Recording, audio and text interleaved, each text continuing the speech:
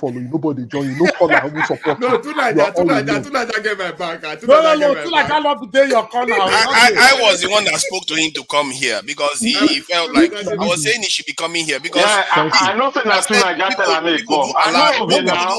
you are a hot spot today. On our politics. Because people are allowing him to talk now, so he thought they would not allow him to talk. No, all our politics is now obedient. Join the family may not be orphan. We don't want to leave okay, you are now obedient. Somebody talk for comment section say now let me be the only person online where they support the Konkoso. So I'm used to it. So okay, no, now let you for the whole. I'm used to no, for the whole diaspora. Now let you the support Kwakoso. So I'm used to the bullet. All I'm right, used to the bullet. We have Alex. We have Alex on the phone. Unfortunately, Alex is supposed to be on the screen. What happened? Yes, can you hear me? Yeah, we can hear you. Yes, Naja Wash, I want you to help me ask that guy. He's very lucky that a network kicked me out. Kanu is not far from Sokoto. It's me, Mr. Alex. Kanu is not far from Sokoto, right? Mm-hmm. The brother was killed broad daylight. Is Sokoto a young girl who could have been our daughter, our wife, our mother, our person? She was killed. What did Kwaso do? Did he lead a movement due to the proximity? What did he never said nothing today? He's part of the elite who is weaponizing poverty with the so-called Amajiris. It's a continuation of the Fulani oligarchy. I don't know under what name it comes at. I never knew about Kwaso. What did he do about Deborah's death? A young girl was just killed. He didn't comment on it at all. Nothing. See now.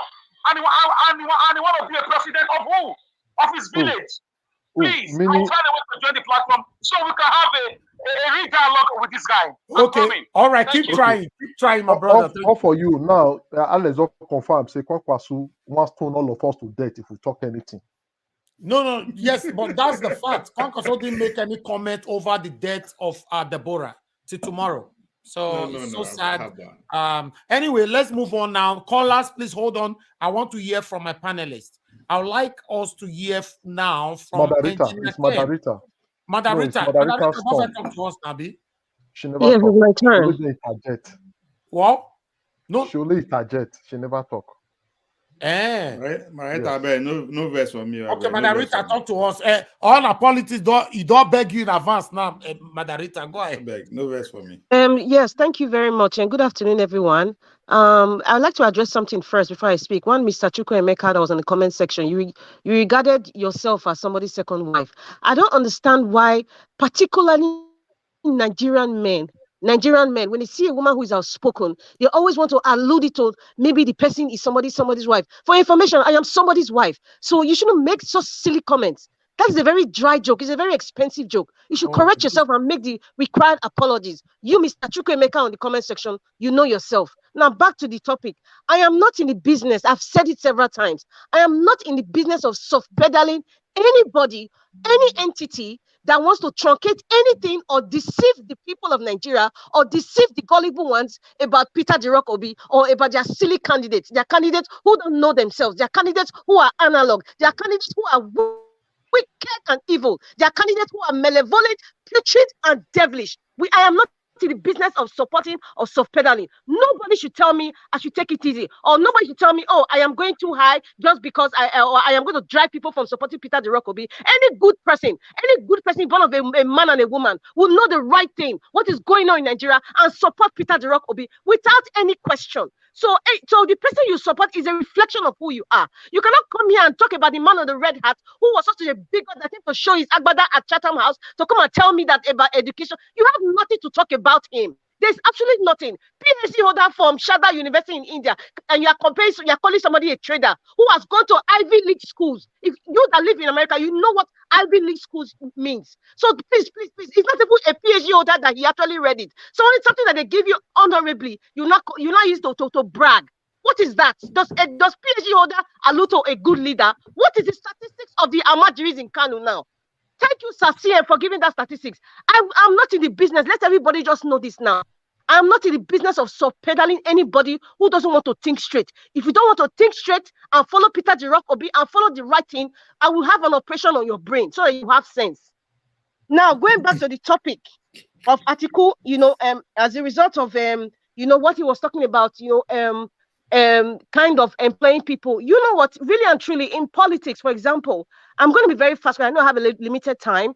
In politics, Kelly Ann Conway, who was is a spokesperson for, actually, she was a campaign manager for Donald Trump. After he became president, she became the spokesperson.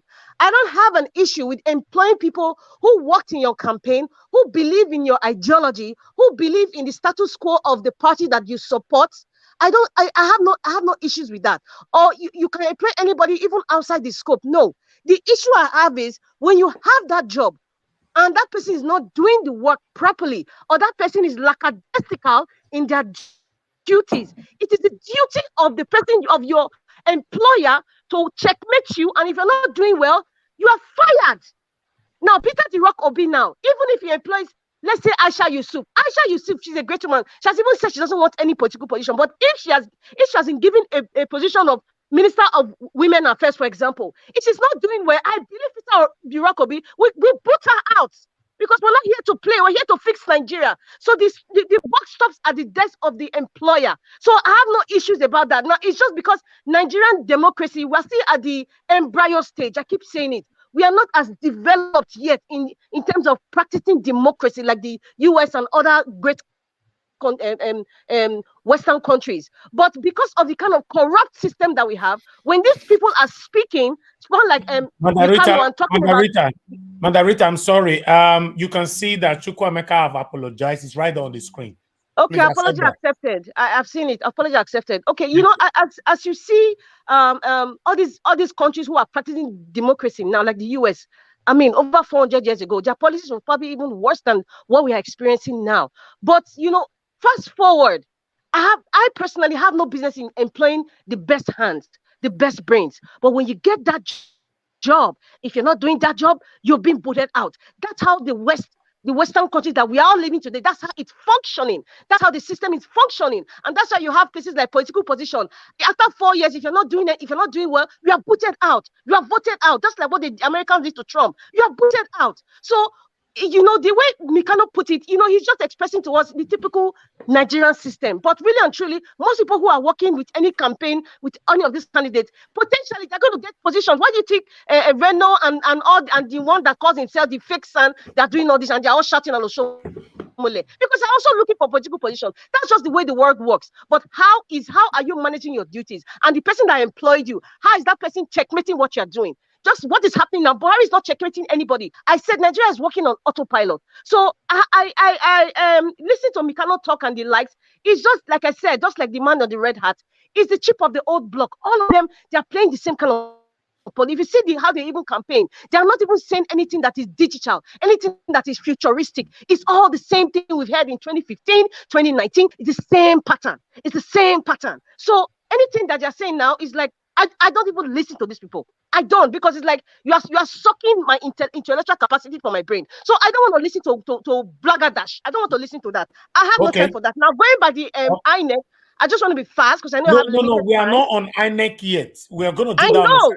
I know we are not on INEC, but I'm trying to refer to the woman who was on the microphone from that. Okay, go ahead. Yeah, the local government.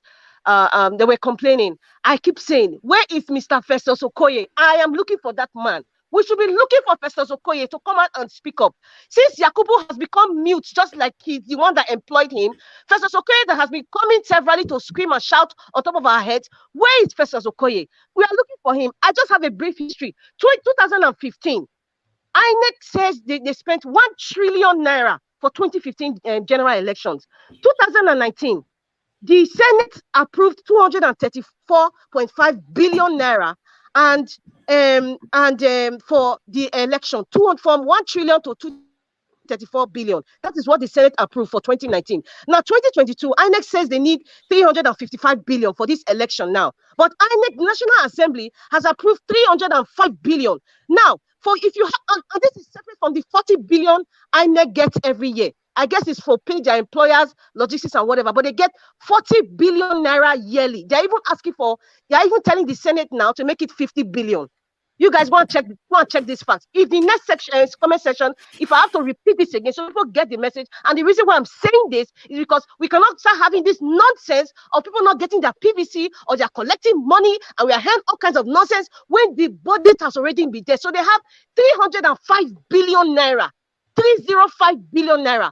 We should be questioning these things. Even the people in the Senate who have approved this, we know it is being padded. We know.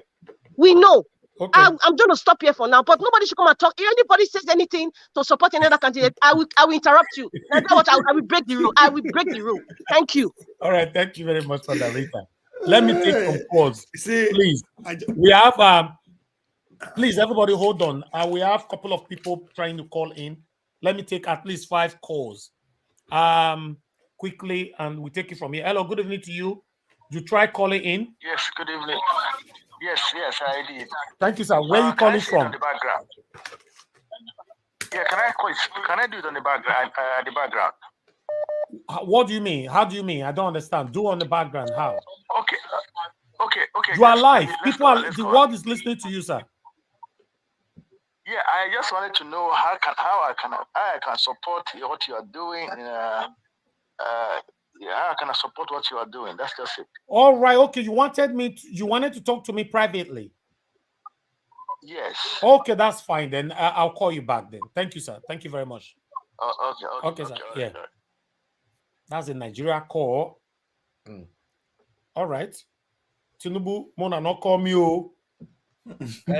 Let me quickly talk to somebody else. Hello, good evening to you. Your name and where you calling us from? Yeah, hello, good evening. Good evening, sir. From Germany. Thank you. Calling from Germany. What's your name, sir? I'm fine. What's your name?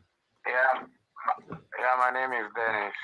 Mr. Dennis, please talk to us, sir. You have only 1 minute. Yeah. Thank you. Please just give me 2. Pardon me. Okay. I want to talk to this man with dread on politics, okay? Yeah, my brother, see, I understand you very well because, even when Trump and Biden was campaigning in America, people still support Trump despite his dubious character and how he talks, Yeah. But I want to let you know one thing. The situation Nigeria is right now, okay?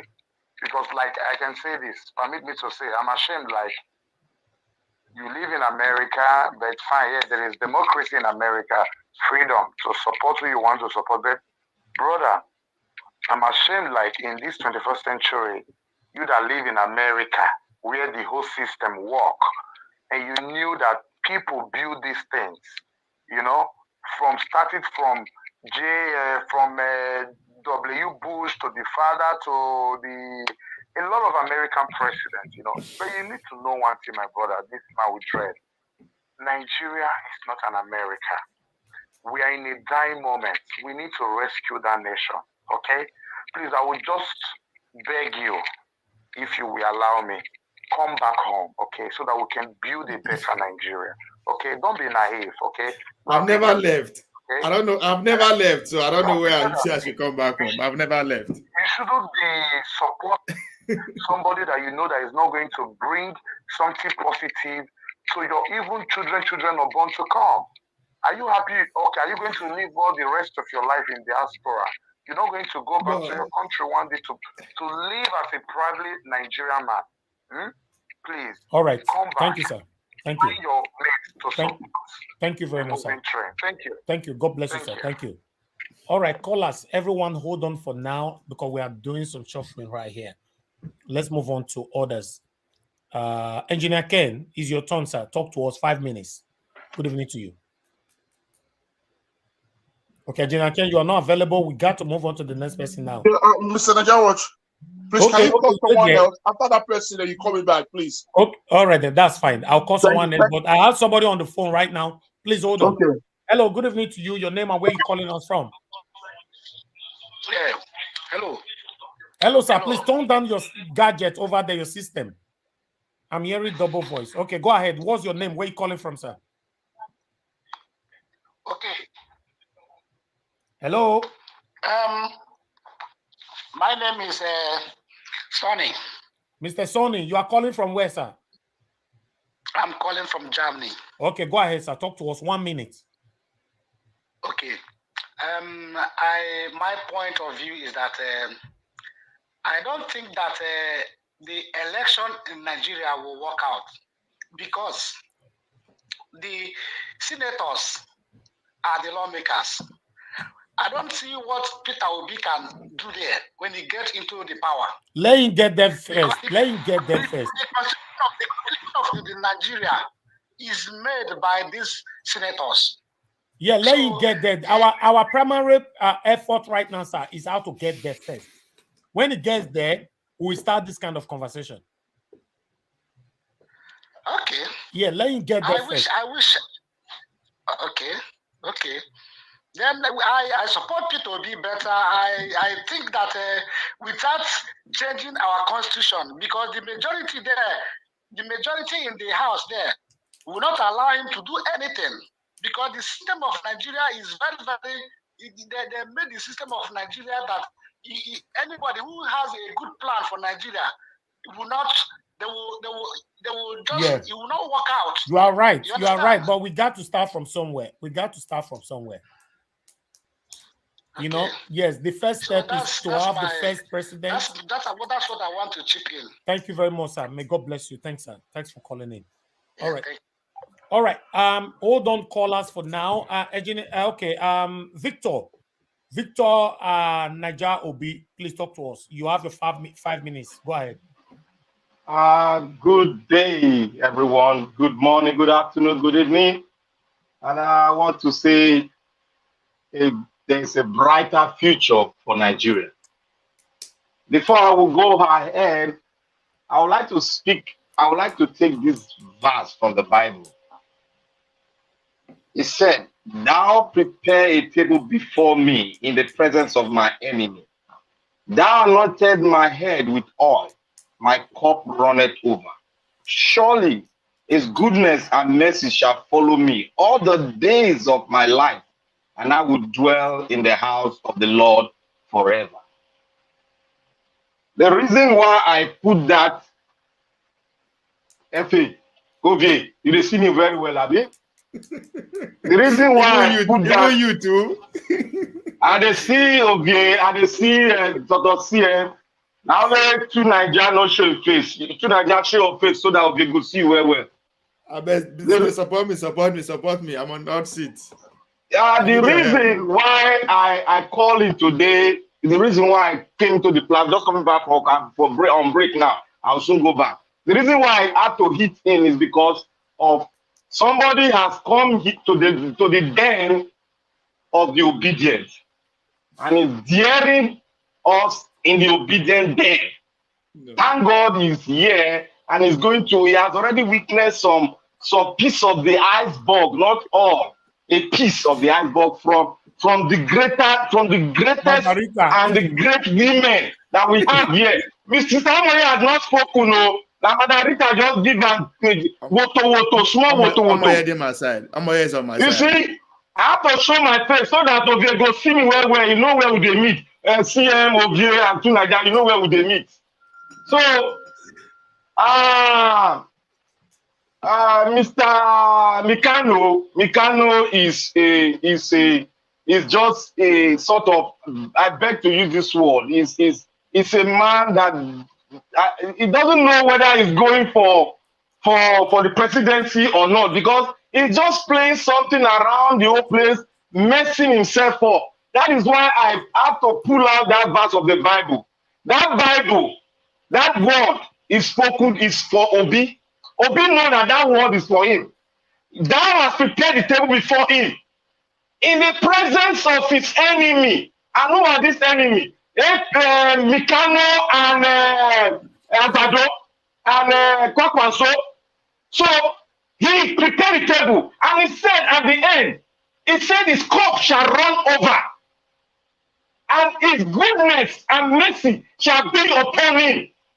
In case anyone want to come and attack him, his goodness and his mercy will take him out of that position where they want to strike. And it seems that we don't know much about Mikano. Mikano, I went into some little bit of research on him. Mikano did not resign from custom. Mikano was blown out of custom. And later they had to reverse it because it belonged to the Kaduna Caliphate.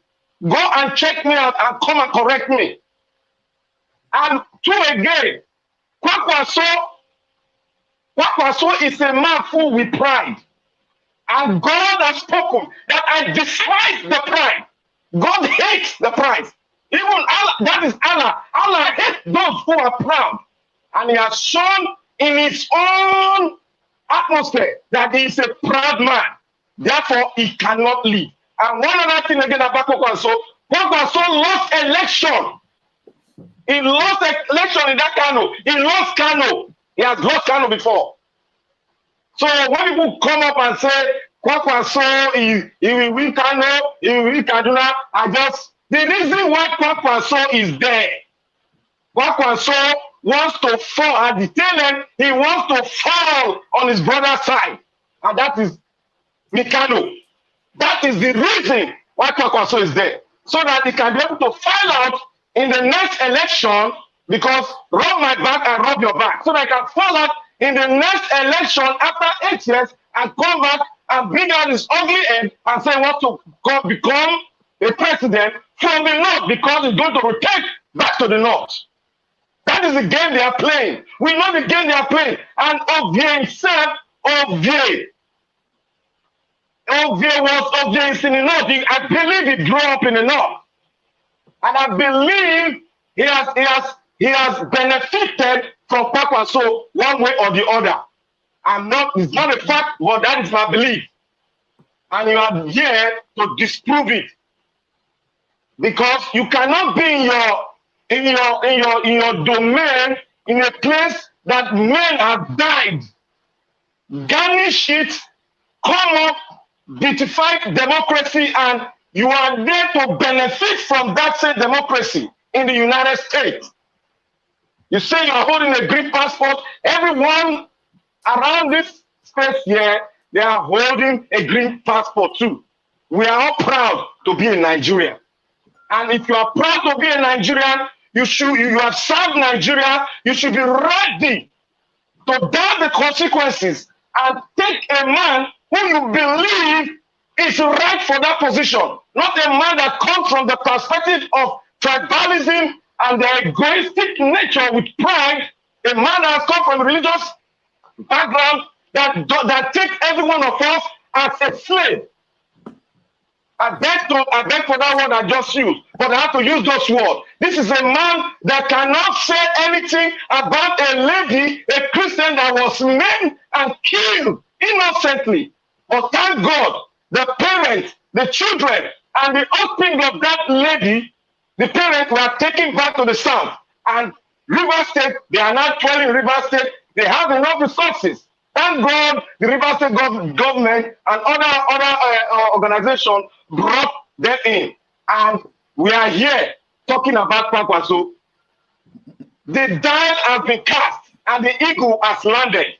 The eagle has landed. The eagle has brought down our principle to take is the right of the firstborn. And the right of the firstborn is to take back our country. That is our right. And if you stay there and say, oh, I believe in Kwakwaso, if you draw, let us put aside religion now. If you draw the statistics about the whole political terrain, Kwakwaso have no chance to win or to get 25% from the southeast, from the southwest, and in the middle belt.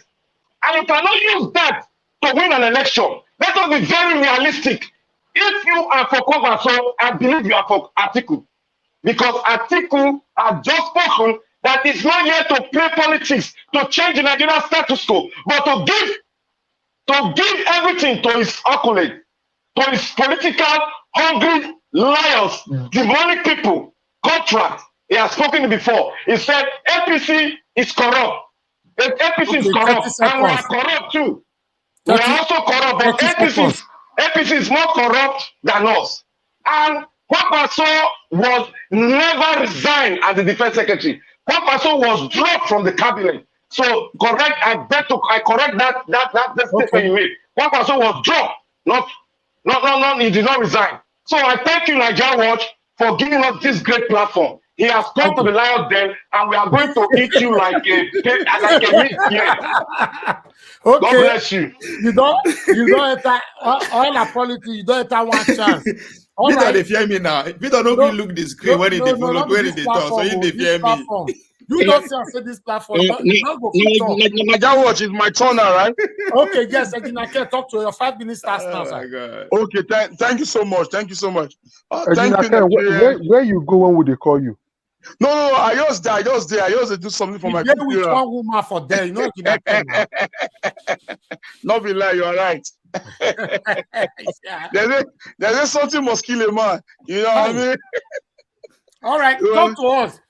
Anyway, you see, but one are not to blame our brother. You know, everybody get choice. You know, I remember back in the days, you know, we used to have a snaz that says that every Malan with Kento. You know, so this guy he own Kento right now na Kwankwaso. You understand me? So every Kwankwaso don't the front arm. You know, so you don't feel blame her for him to talk and present Kwankwaso. If you not check on our politics properly, you not go no say in obedient. Obedient in Atiku fan, in Atiku man. No. Wait first. I be your source of boy. I be a don't boy you. I'm from Agogo Edo. You not Atiku boy. Forget that level. No, I don't understand this game. The game be say this guy don't already take beating, you know, from Kwankwaso. So in they do Kwankwaso beat, but on that very day, him and his family will go put that ballot paper for Obedience family. You know, so now the game begins. Now the game begins. Now ISB down. I want to palm. Now the game begins. So I don't believe. Yes, the truth is this, sir. Yes. Please hold on. We have somebody calling in from Abuja. Let this person talk to us quickly. Yes. Okay, Abidjan. Okay, talk to us, sir. Go ahead. All right. Good day, Nigerians. Yeah, what's your name? I am Dr. Joe. Dr. Joe, talk to us. 1 minute, sir. I'm calling from Abidjan. I want to assure, I'm not going to waste your time. I want to assure every Nigerian and what they are talking about, if P2B wins, what happens about the National Assembly, this and that, the majority, this and that. This is Nigeria. Immediately P2B wins, you know what will happen? They are all jumpologists. Most of them will decamp. They will decamp and join the party. Yes. When they see that he's doing well, they will decamp. Those talks about the structure, this and that. Most of them will decamp. Exactly. They want juicy positions in the National Assembly. They want everything. Most of them, good ones, bad ones, they will decamp. They will be changed. They will be rebaptized. Most of the governors will decamp. I like that word. They will be rebaptized. So forget about all this talk. They will be rebaptized. Simple. Thank you, sir. Let him get there. Thank you. Let Nigerians listen and let him get there. Thank you so much. Thank you. God bless you. Thank you. All right. Engineer Ken, before you continue, I just want to make my brother from Ososo say that highest bid that way you talk. Now, what do they forbid there? We know they give shishi. Ah man, that's a bad market. No. Never see anything. Today, now you don't enter lion's mouth. Not be dead. Now the mouth now you enter today. That's a good one. That's a good one. Anyway. Go ahead, sir. Go ahead. Okay. You see, my brothers. My brothers. The truth is this: there is nobody in Nigeria or born as a Nigeria or as a Nigerian living in the diaspora who use his own godly mind and godly sense to stand up for Atiku, Bola Ahmed Tinubu, and Kwankwaso. None. No Nigerian man or youth would do such a thing. It's an abomination. But the reason why some of them are trying to front themselves out because that they are taking some money. That ways are be compromised by them, just to make a beating for them. At the end, they are going to urge their family to vote in for Labour Party. And let me tell us, if INEC gives out 40,000 PVC voters card, that 40,000, obedient movement will have 70 to 85% of them that will vote for obedience. We should not be worried. We should not be cajoled with whatever INEC is doing right now. Let INEC hold the old new cards to themselves. As long as they are released at all, we own about 80% of that card already. That is just the fact. The only thing that we'll be doing right now is to sensitize our people. Let them know that on that very day, just like the way we did in the Benin, that when you cast your vote, stay there and defend your vote. When you cast your vote, stay there and defend your vote. Thank God everyone has a cell phone that records, either on voice or on video or on pictures. Video everything. Post them instantly and let the world see it. You know, Kwankwaso, Bola Ahmed Tinubu, and Atiku, they have failed already. They are just making noise. And another thing again I want to say, whatever thing that Kwankwaso is doing right now, he is doing a beating for Atiku. At the end, Kwankwaso and Atiku are going to amend together to become one. But we should not be shaken. We should not be afraid. The notes that they are claiming, let me tell us, 90% of the Fulani, the young Fulani men, all of them are voting for Labour Party because hunger has no name. Hunger has no color. Hunger has no political name tag to it. Hunger has no ethnic background. Hunger is hunger. Poverty is poverty. So 90% of them, they are all living 0 square meter a day. They are all poor. And now they have seen the light. They have seen the truth. They have seen everything. So we should not be cajoled with what these men are saying. These men they are loose already. Even they themselves, they don't be Atiku children, even Bola Ahmed Tinubu children, none of them are going to vote for Labour Party. Their best friends are going to vote for Labour Party. They are going to vote for Labour Party. What we need to be doing right now is to start telling our people is Papa and Mama Pikin. Papa and Mama Pikin. That should be our homework. Papa and Mama Pikin, Labour Party. That should be our homework. That should be the thing that we need to be saying right now.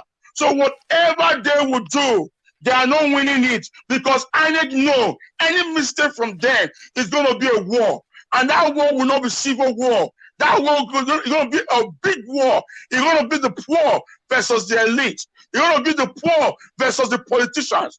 And guess what? That war will not be in only Nigeria. That war will be all over the world because wherever Nigerians live, we are representing our people and we will take it out from here. The same thing our brother from Akoko that is backing up this other man. You see, on that day, if he lives in the United States here, men like us will look for him. Trust me, men like us will look for him. And when we catch him, we'll tear him apart. You know, it is a done deal. Nigeria is now or never. Nigeria is now or never. Nigeria is now or never. We are ready. This is not MSAS. This is not MSAS. In every 10 Nigerians have AK-47 in their houses. In every 10 Nigerians. Why are you threatening fellow Nigeria now? Why are you threatening No, my brother, now the fact is that this is the fact and this is the truth. It is not a threat. It is a promise. It is not a threat. It is a promise. It is a thing that has to be done. You understand me? So no, freedom. Freedom is not free. Freedom is not free. Freedom is not free. Freedom, you fight for it. When you fight for it, you own it. You have to take me out to get your freedom. You have to take me out to get your freedom, Abi. Thank you. Your 5 minutes don't finish. No, it's still 1 minute now. No, take my time. Mr. Najan was not take my time. No, wait till you take me apart to get your freedom. Go finish and go press and finish. No, I don't press and finish already. When I take my time 30 now. 30 seconds. Round up the 30 seconds. Yeah, the 10 seconds would be for Aliko Dangote. You see, whatever Dangote is doing right now in Nigeria, Dangote is not doing it by himself. Whatever Dangote is doing, Dangote is just a frontier for all these political elites. People like them, Obasanjo, Tinubu, Buhari, the old generals in the army, all of them, they own that money. Nigeria used to have one of the best refineries in the world. But right now, for the past 20 years, now, Nigeria refinery is not working. Or for the past 30 years, they're bankrupted. So now Dangote is going to be stealing more money and more things from Nigeria. And Dangote makes cement in Nigeria and supply all to Ghana, all to Togo, all to Lomé. Go over the price Dangote cement. It's been sold half the price that they are selling in Nigeria. So these are corruption. These are corruption. So when Peter Obi comes in, all these things is going to be break out. All these things is going to be trashed out. Because Peter Obi is a trader. As a trader, you need freedom. As a trader, you have to put everybody together to trade well. So these people that we are seeing, they are not a trader. They are just a consumer for their own self and their families alone. Thank you so much. I yield according to Omoye's corner. Thank you. Gina Ken, thank God Yes. you don't yield. Because when they talk, I keep quiet because I don't want to make her hear AK-47. But meanwhile, on our politics, that's how Gina Ken talks. It doesn't mean he will actually come after you. It's only telling you that he's angry. No. When people are still supporting the old order, these same people that brought us to where we are today, they've not changed anything. And some of us are still supporting them. That we need people that have spoken truth to power. People that are talking about the issue base, the problem Nigeria has, and how they are going to go about it. Not people that are telling us how they want to share contracts and how they want to share contracts and how they want to take care of their family and how they want to share the money. Okay. I'm sorry. All right, thank you. We have a caller. Hello, good evening to you. Your name and where you're calling us from. Good evening. I'm calling from the UK. Thank you, madam. What's your name? Thank you. My name is Funke. I really appreciate you all for what you're doing. And I pray that God will lead us to the faithful land, Nigeria, and make it a better place for us to live. We are all outside the country. It's not because of it's pleasant for us. It's because our land is not okay. Our country is not okay. So when my brother from Ososo, myself, I'm also from Akoko Edo, and I'm from Ibilo. So I was so ashamed. I was so ashamed with what you were saying there. It's not right at all. And it's not right. Voting for Obi is the best thing that will ever happen to Nigerians. Yes. If you look at the way he's campaigning, how every youth, every country, there is politicians. The people that make that place a better place are the youth, because they said the youth are the leaders of tomorrow. Do you still want all these old cargoes to still continue to rule you from 20 years ago?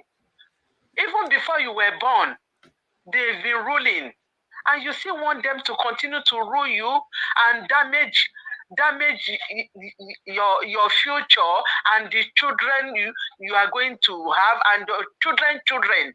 Are you serious? It's not right what you're saying. And I want all Nigerians, please, we women, we are begging you all to please, and we the people in the diaspora, we are begging you. We have everything in Nigeria. We work here and build houses and make everything comfortable for ourselves. We can't go there and stay. We can't go there and live just because of the threat of this security something. Please, let's vote for the right person. If you look at the Obi is competent enough. He's strong enough. Is not. I can't say he's a youth, but is not old person that will not be able to carry his leg or will be shaking and all that. Let's vote for the right person. Thank you. The person that will be able to stand for us, and we are proud of him and all that. Please. Thank you, Madam Fouquet. Don't let us use money or something to spoil this election. I beg you now. I beg. Thank you so much. Yeah. Thank you, Madam. God bless You're you. welcome. Thank you so much. Thank you. Bye-bye. Bye, Madam. Thank you. All right. You wanted Can I respond to? Can I say something? No, before you, I guess Mr. CM raised wanted to say something before, right? Yeah. Before Tunaja go begin shoot everybody, no, a military guy. He never talk. Okay, Mr. CM, you wanted to say something. You have 30 seconds. It's not your turn yet, though. We can't hear you, Mr. CM. You are mute. I think you are muted, CM. We can't hear you. No, it's not muted. It's not muted. Now another problem. Now you enter the network again. It get me from mine. That's why. All right, you wanted to say something. Also, go ahead. Yeah, I wanted to respond to the CM what he said and what Victor said briefly. CM, I never said that Konkoso took secondary school WAEC result from the bottom to the top. No, I didn't say that. That would be me trying to plagiarize what Obi has done on the area he has excelled very well during this time as governor. No, that's not what I'm saying. What the Kano State was experienced, and at the time Konkoso was as a governor then, was the same thing Nigeria as a nation is experiencing now. What do I mean by that? At the time that we have over 20 million kids out of school, at the time that our universities are not even conducive enough for our students to actually even say, I want to decided to go and learn. At the time that we are looking for an alternative to education in terms of empowering now 30 seconds other I skills. give you because you don't we have others we never talk. So that's what the guy succeeded in doing, making sure take a lot of kids out of the street, making school conducive environment. And a Victor. See, this idea that Konkoso we support Atiku. Please, we stop him. Now we just use and waste our time, and that's what we make us snap for London, because the idea that they want us to just put in our head, it's not going to drop. Because if it drop, then we are back to square one. The only way him or Obi stand a chance is when both of them perform exceptionally well, irrespective of where they are coming from. That is the only way we stand a chance. So it is not going to drop. You understand that? Can I respond? Just 1 second. Just 1 second. 1 second. 1 second. John, 1 second. Don't pass now. No, may I tell her? River State governor said if he didn't do, he didn't do. We don't know them well. Okay, thank you. Okay, let's move on to the next person here. Mr. Leftist, Mr. Shooks, don't talk to us. Mr. Choose don't talk. The next person that is supposed to talk now is 2 Niger. After 2 Niger CM, everybody will don't talk. That's it. So that we can move on to the next topic. Wonderful. Yes. Okay, 2 Niger, I bet talk to us. You have 5 minutes. Yeah, greetings to everyone on the panel, Mr. Niger Watch, everyone, the chat and the viewers. A party seeking the emancipation of the Talakawa must naturally be hostile to the party of the oppressors. Guess who said that, Ovie? That was Aminu Kanu, whom is supposed to be the, legacy of Kwankwaso. That's Kwankwaso is supposed to be his legacy. Exactly. So, and you can see that even him is for equity. And somehow, Kwankwaso seems to be hostile to both. And whenever he sees whenever they try to mention any sense of equity in the country, he doesn't care. He throws that out of this thing. And from what your own analysis indicates, that he might even back Tinubu, for crying out loud, which is completely against that so-called this principle. So one has to ask why Kwankwaso is doing what he is doing. I think even if he calls himself a legacy of Aminu Kanu, he's a tainted one.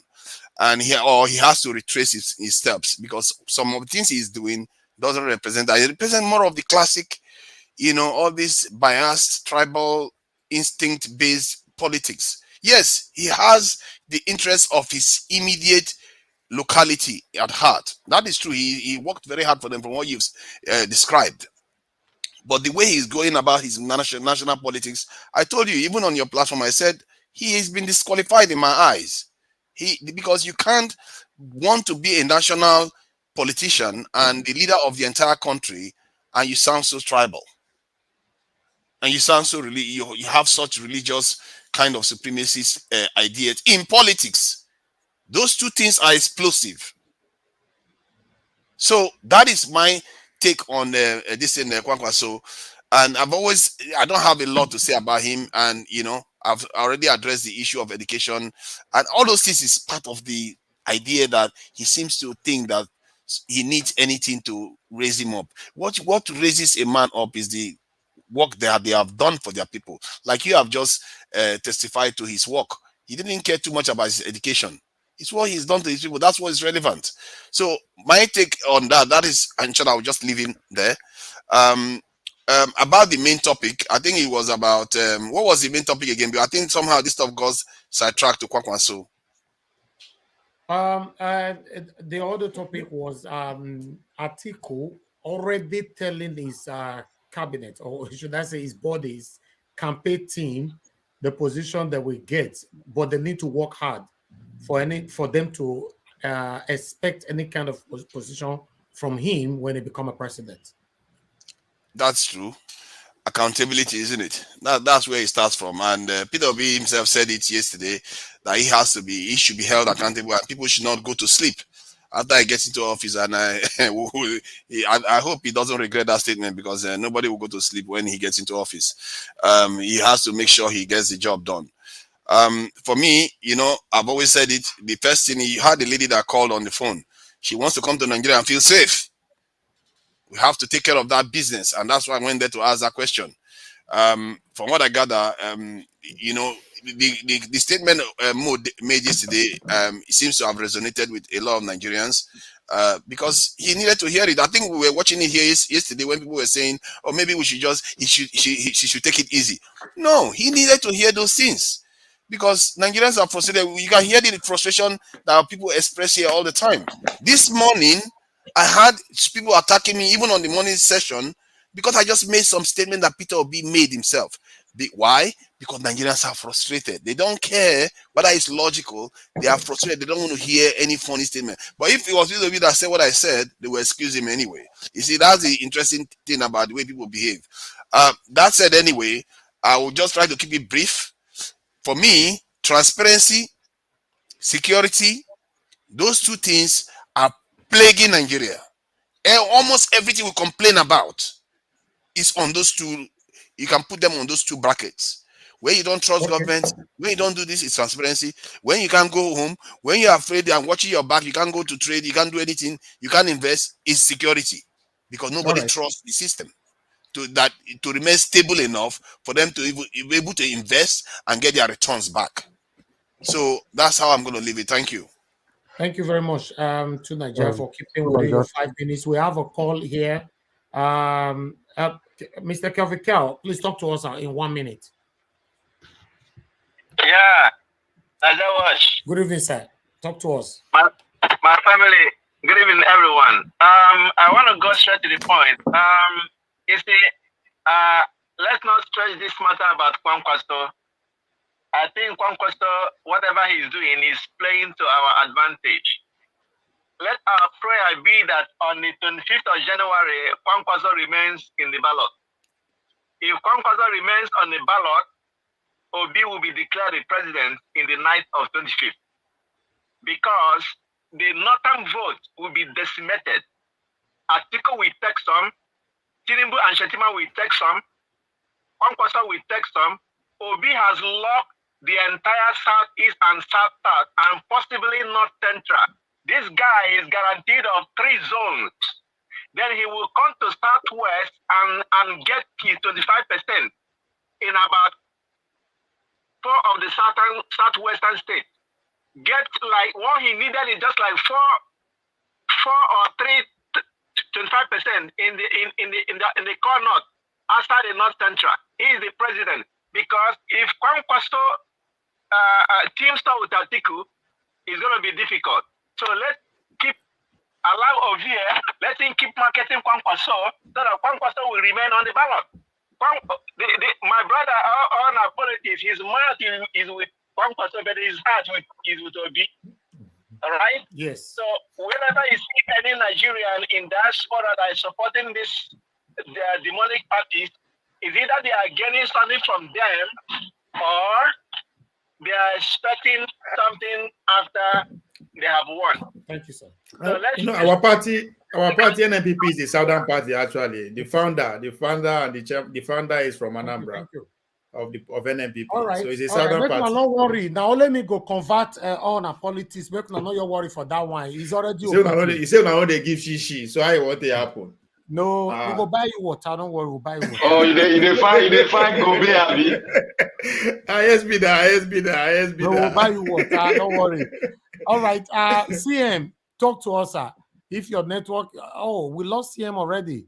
Okay, CM is not here right now. All right. Get me from mind. Yes. Before we move on, let's. Can I replace CM? Okay. Go ahead. Talk to us. Yes. Thank you, Najawash. Thank you, everybody. I just want to let us know that there is no basics for any of these political old cargoes to continue to fool us. Since 1999, they've been there. What have they been able to do in their various states?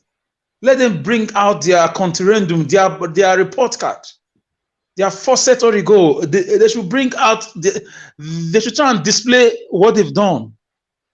Before their very eyes, people were killed at Lekki Toll Gate. What did they do?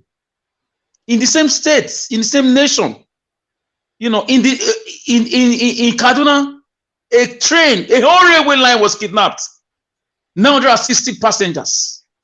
People were killed instantly, and for over 4 to 6 months, families were billing their family members with over 6 billion naira. It's on record. What did Kwankwaso do in that region? So, I understand people have to work, people have to eat. They have a way of infiltrating the youth the way they did during the NSAS.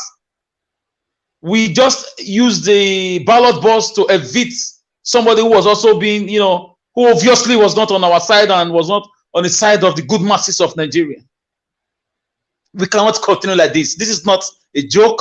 It's not business as usual. Our nation right now is the world capital of poverty, if you don't know. If that does not mean anything to you.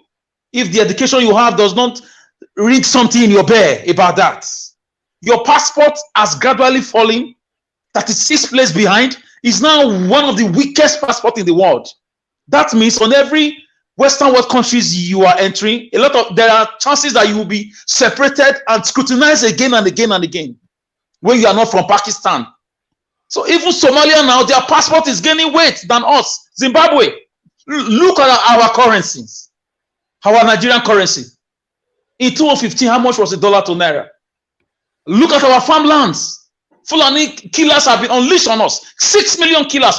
A northern man said it. Shehu Gumi said they have more than 6 million AK-47s in the streets of Nigeria.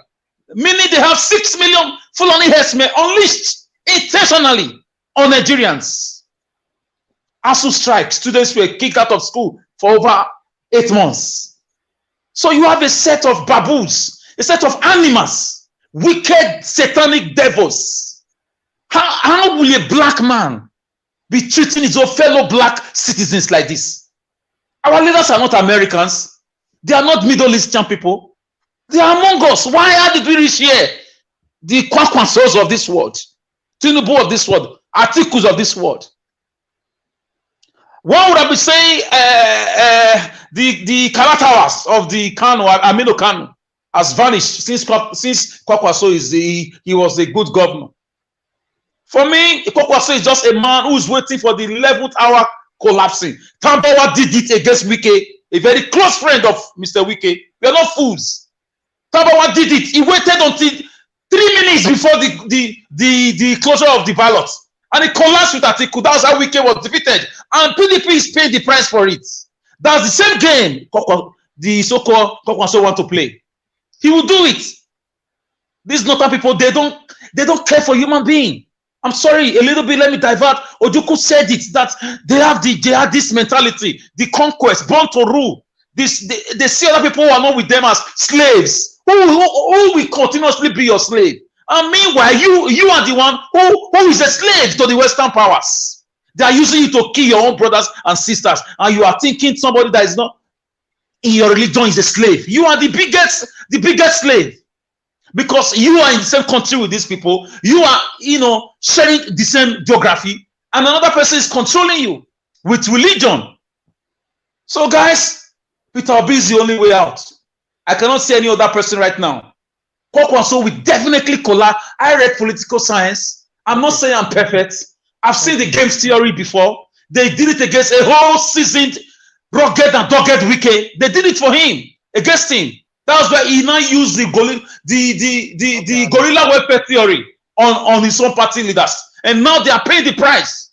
He has destroyed PDP. And the G5 are yet to make their own announcement, which they will do in a few days. From the body language, APC is busy insulting them since 3 days now that they are paperweights, G5, that they don't have anything to offer. And they will make the head-shaking announcement. That's +5 states.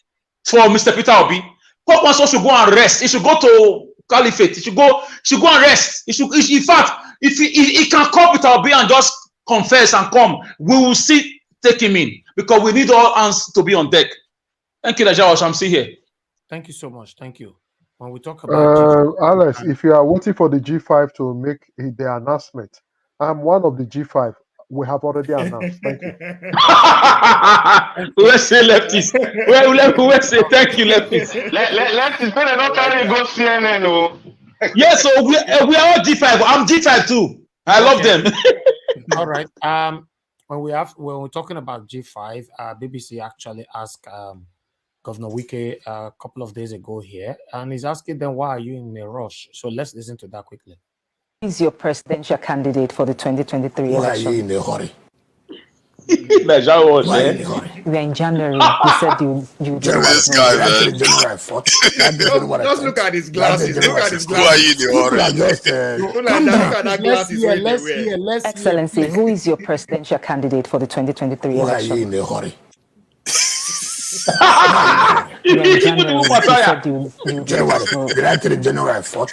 10th? Oh my God. January 16th? You people are just... That's the first of a dawn. That's the first of a dawn. Politicians. Okay. All right. Now let us hear and make a stop. Thank you. No. Sorry, no. Do it again, please. No. If video cannot be playing, everybody will be talking now. It doesn't make sense. Excellency, who is your presidential candidate for the 2023 election? Why are you in a hurry? Why are you in a hurry? We are in January. You said you January. Did I tell you January 4th? Did I tell you January 10th? Did I tell you January 16th? You people are just calm down. We are all politicians.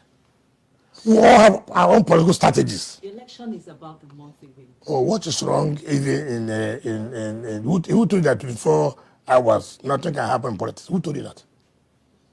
Okay, that's all I wanted us to hear from there. Oh, I love this man, Najawash. Thank you.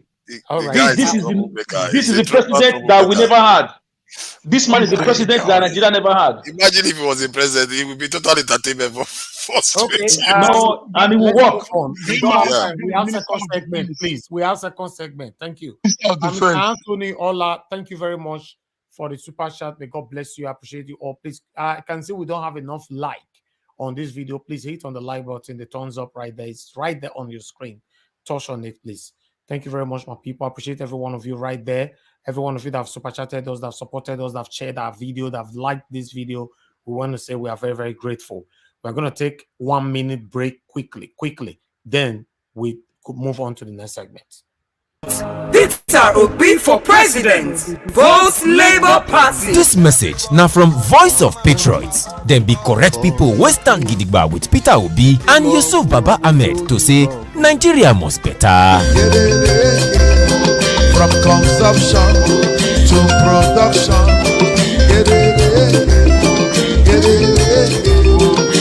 Obi Adema,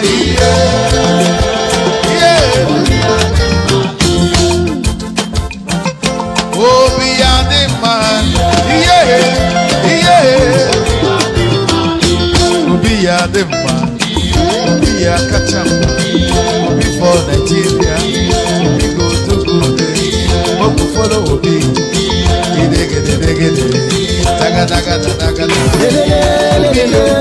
Labour Party forward ever. We go forward ever. Peter Obi forward ever. We go forward ever. Nigeria go forward ever. Forward ever. Senator Yusuf Ahmed forward ever. Forward we go forward. Higher. If you go to Igbo countries like Singapore, now the better people now dey for government and people will get better brain. So make we no carry people we no get sense enter government for our own Naija. Many people will get better brain for Nigeria. We supposed to dey government to lead us. Now them can't be small people, but the ones we no get better head to lead. Now them they do rubbish. So why we not go complain? So make we gather now and choose the best to lead us. People don't ask Peter Obi well say how he take save money when he be governor for Anambra State. Peter Obi don't tell them say a very simple matter. What did he do? Now to cut down the money where government they spend. And for 8 years, he no get house as governor for Abuja. He say he no need them. He no get a governor house for Lagos. In fact, he rent them out for 25 years because he know they stay for Lagos. Why them go get Anambra State Governor Lodge for Lagos State? Or even for Anambra State? A big governor no get house? Peter Obi even refused to build presidential lodge for Anambra State because president no they stay for Anambra State. Now all this can way, now he take save money for the state. Peter Obi no say it dey important make government no dey waste money because plenty things dey to do. When he be governor for 1 year like that, he cut the money where government they used to dey travel for Anambra State by 80%. Why? Whenever they invite him to Abuja for meeting, now only him they go because of the cost of travel. Yes, now why him go pay for 30 other people when they no invite just because governor won't go attend meeting? He said that will not be necessary because if he do like other governors, we go carry like 30 people follow body go one meeting. All those 30 people go enter flight. All those 30 people go rent hotel. And now money they go so. Money where people supposed to use take eat for the state and do better things. Now all these kind things now make can save better money for Anambra State. Peter Obi self don't talk and say Nigeria must move beyond all yellow. We must come out from country where we see now only to chop be our own to country where they feed they produce things. Now make if you vote for Peter Obi, you don't vote for better Nigeria be that. This coming election now battle to help Nigerian youth to market women, families then where they super, students, teachers, farmers, old people and poor people.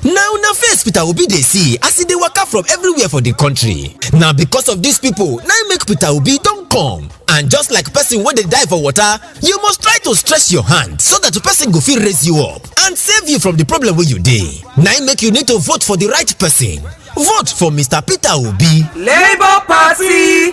Papa, Mama, Pikin. Papa, Mama, Pikin. Now so, thank you very much, my people. We'll move on to the next second segment right now. Trust me, we are getting close. We are here for Mr. Peter Obi. We are not going to relent. The energy is there from God. Trust me, my people. It could be the last opportunity ever. It's Peter Obi or nothing. Thank you very much. We're going to be talking about there's analysis. You know, we are going to watch right now from show on our right, on channels concerning INEC. The point that I really want us to focus on here is that you might win. Any of the candidate might win, but you might not still be accepted as the president. It was like, what did they happen for here? They say I saw it for inside the book, what they call Constitution, INEC Constitution. I don't know what that one mean. So now that one, I make me bring and come say, make all of us sit down, listen to this analysis. It's very, very important. And yesterday we were supposed to talk about them. Due to our principal day live yesterday, you know, it was too big. You all can see that we came on live twice last night. We could not. So let's watch this. God bless you all. There are concerns about,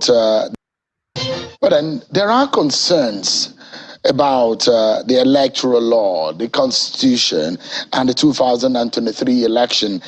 Former NBA president and senior advocate of Nigeria, Mr. Olisa Agbakoba, has written to the chairman of the Independent National Electoral Commission, INEC, seeking clarifications for the requirements for winning the presidential election.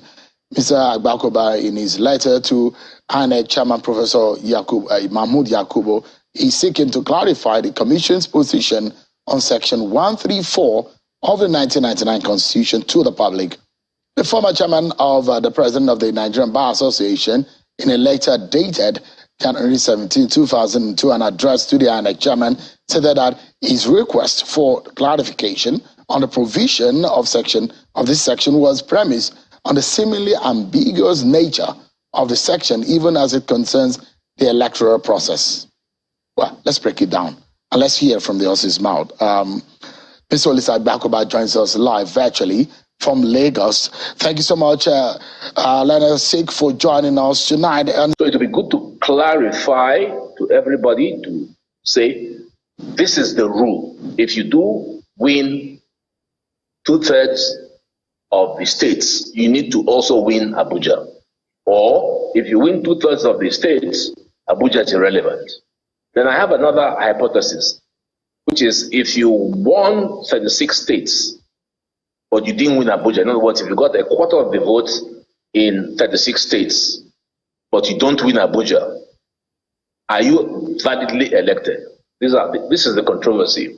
So rather than avoid the problem of 1979, I thought it necessary to take this, my friend's, request, and say I put it to the election managing body to say, can you clarify? So let's know what the rules are before the game starts. And as you say, it's 37 days away. So that was the reason I did this. Fantastic. So let's do a bit of mathematics here, Leonard's sake. I'm not good at mathematics, so let me warn you. I'm very terrible with mathematics, and if my secondary school mathematics teacher is watching now, he'll be so disappointed. Yeah. But apologies. Well, it's just what it is. I'm not very fantastic with it, but it's basic, isn't it? 24 states is a 2/3 of 36, isn't it? So, for those who are wondering what this means, it is not so simple to be a president of Nigeria. So, yes, President Buhari won Atiku Abubakar with over 2 million votes the last time. That's a margin between the two men. Now, that alone could not have made him the president of Nigeria. He would have won at least in 24 states, he would have won 25% in those 24 states. Now, Leonard Sik, give us an understanding in view of what the law says. And I'm very certain that the Electoral Act is not in contravention or is not antithetical to what the Constitution of the Federal Republic says. So they are in alignment. But now, for those who are saying we might not have a conclusion on the first ballot, seeing the kind of candidates we've seen for a long time, at least from 1998 up until now, this is perhaps the first time we have more than 2 horses in the race. We are having at least 3 or 4 now, which means that there is going to be a level of technicalities that might be ready. But Annex says it is ready for that challenge of a second ballot. Well, there are 2 sets of electoral processes. The first is if there are 2 candidates, then those 2 candidates, the person who scores the highest with a spread wins. And as you rightly observed, this is the toughest election that we're going into, very uncertain. We have, for the first time, a very serious third force. So when you look at the permutations, you might then say, what if nobody takes the thing on the first shot? So INEC will now have to consider a second ballot, and I'm happy that the chairman of INEC has said that INEC is more than ready to do that. Now, the qualification for this second ballot is different. You just have to win on a simple majority. So if the second ballot takes place, and me, Olisa, I'm running against you, Shegun, and I have 10, you have 8, I win. So that's the difference. But the first one is more difficult. The first one is targeted at making sure the person who is president of Nigeria is enjoying a majority of the support of the diversity of Nigeria. If you looked at the list that INEC released concerning the voting numbers, I mean, I could actually look at taking Lagos and the Northwest and a couple of other states, and I can win. But the Constitution says no. We don't want a president who, even though he has a majority from 3 or 4 states, we won't declare him president because he doesn't represent Nigeria. So that's the difference between. So let me play that part again. Big wahala. We need a good analyst that can analyze this for us now. Because me, I'm a bit confused. I'm worried. We don't want a president who, even though he has a majority from 3 or 4 states, we won't declare him president because he doesn't represent Nigeria. So that's the difference between the first set of criteria and the second. So the first one speaks about spread. The second runoff speaks about simple majority or numbers. So that's the difference. I want to know, if I was running and I won a quarter of the votes in 36, not even 24, in all 36 states, but I failed to win a quarter of the votes in the FCT, would I be declared president? I've taken 36 states, or in fact, 36 states, I take 100% of the votes. So that's more than a quarter. But I do not make 1/4 in Abuja. Would I be declared president? My view is no. But why? Why is it no? If you win the whole 36 states, you don't win FCT, they will still not declare you a president. Anyway, may not be it's crazy. It's crazy to say that. It's crazy. People like Agbakoba are here to confuse people. They want bring this thing down. Because these people, they know what they are doing. There is no democracy that is you are restricted to winning a specific location before you can win the list. That's stupid. Just because you did not win FCT, you will still not be president. That's ridiculous. Naija what? He's actually contradicting himself, because in the first instance, he talks about multiculturalism, that you have to win at least from every, because we're a unique country. So if you can win multiculturally in the entire country, even if it's the whole 36, so why is Abuja different? If the first instance say you have to win, I've never heard of this before. Nobody has ever said that before. He's talking nonsense. To confuse us. Let's finish this video so that we can talk on it. I do not make. I've taken 36 states, or in fact, 36 states. I take 100% of the votes. So that's more than a quarter. But I do not make 1/4 in Abuja. Would I be declared president? My view is no. But because of the confusion and the way that the 19 to 13 came up, nobody ever gave a thought that Kano State could be divided, because a human being, a state is like a being. You can't split it. But the Supreme Court split Kano State.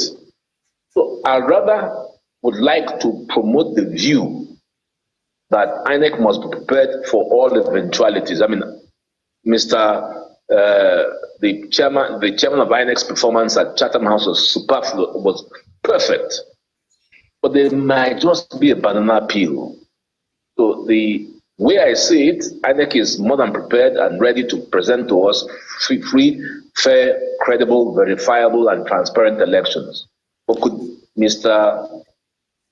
Chairman of INEC just quietly look at this so that they mightn't be caught unawares? So it might look like a simple issue. Yeah, it does look like a simple issue, but looking at it critically now, you've been looking into the technicalities of the law for so many years. So for you to have seen this means that there's something that we need to be careful about. So you need, for instance, to win a quarter of the votes in 2/3 plus Abuja, or on the principle of incorporation, if you win 24 states but don't win Abuja, then you also can be declared president. So all INEC has to do is to declare what Section 134 really means. It's a legal conundrum, which not easy. Not an easy one. Trust me. Mr. Bakoba, before you go, just in few seconds, Nigerians are presented with very tough choices in this election, especially at the presidential level. If you're speaking with millions of them tonight via this platform, what can you tell them tonight that might help them to make that decision for a greater Nigeria?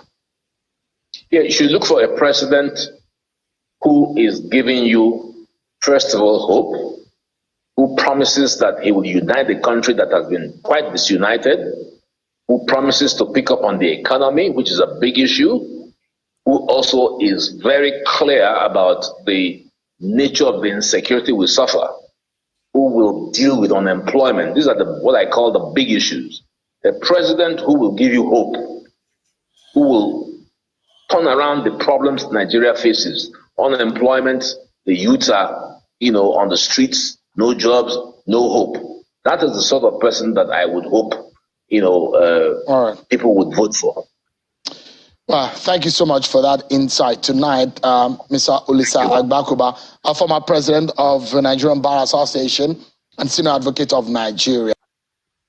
Okay, my people, to be honest, on this one, I am not too sure on what to say about it, but INEC section 134 Constitution,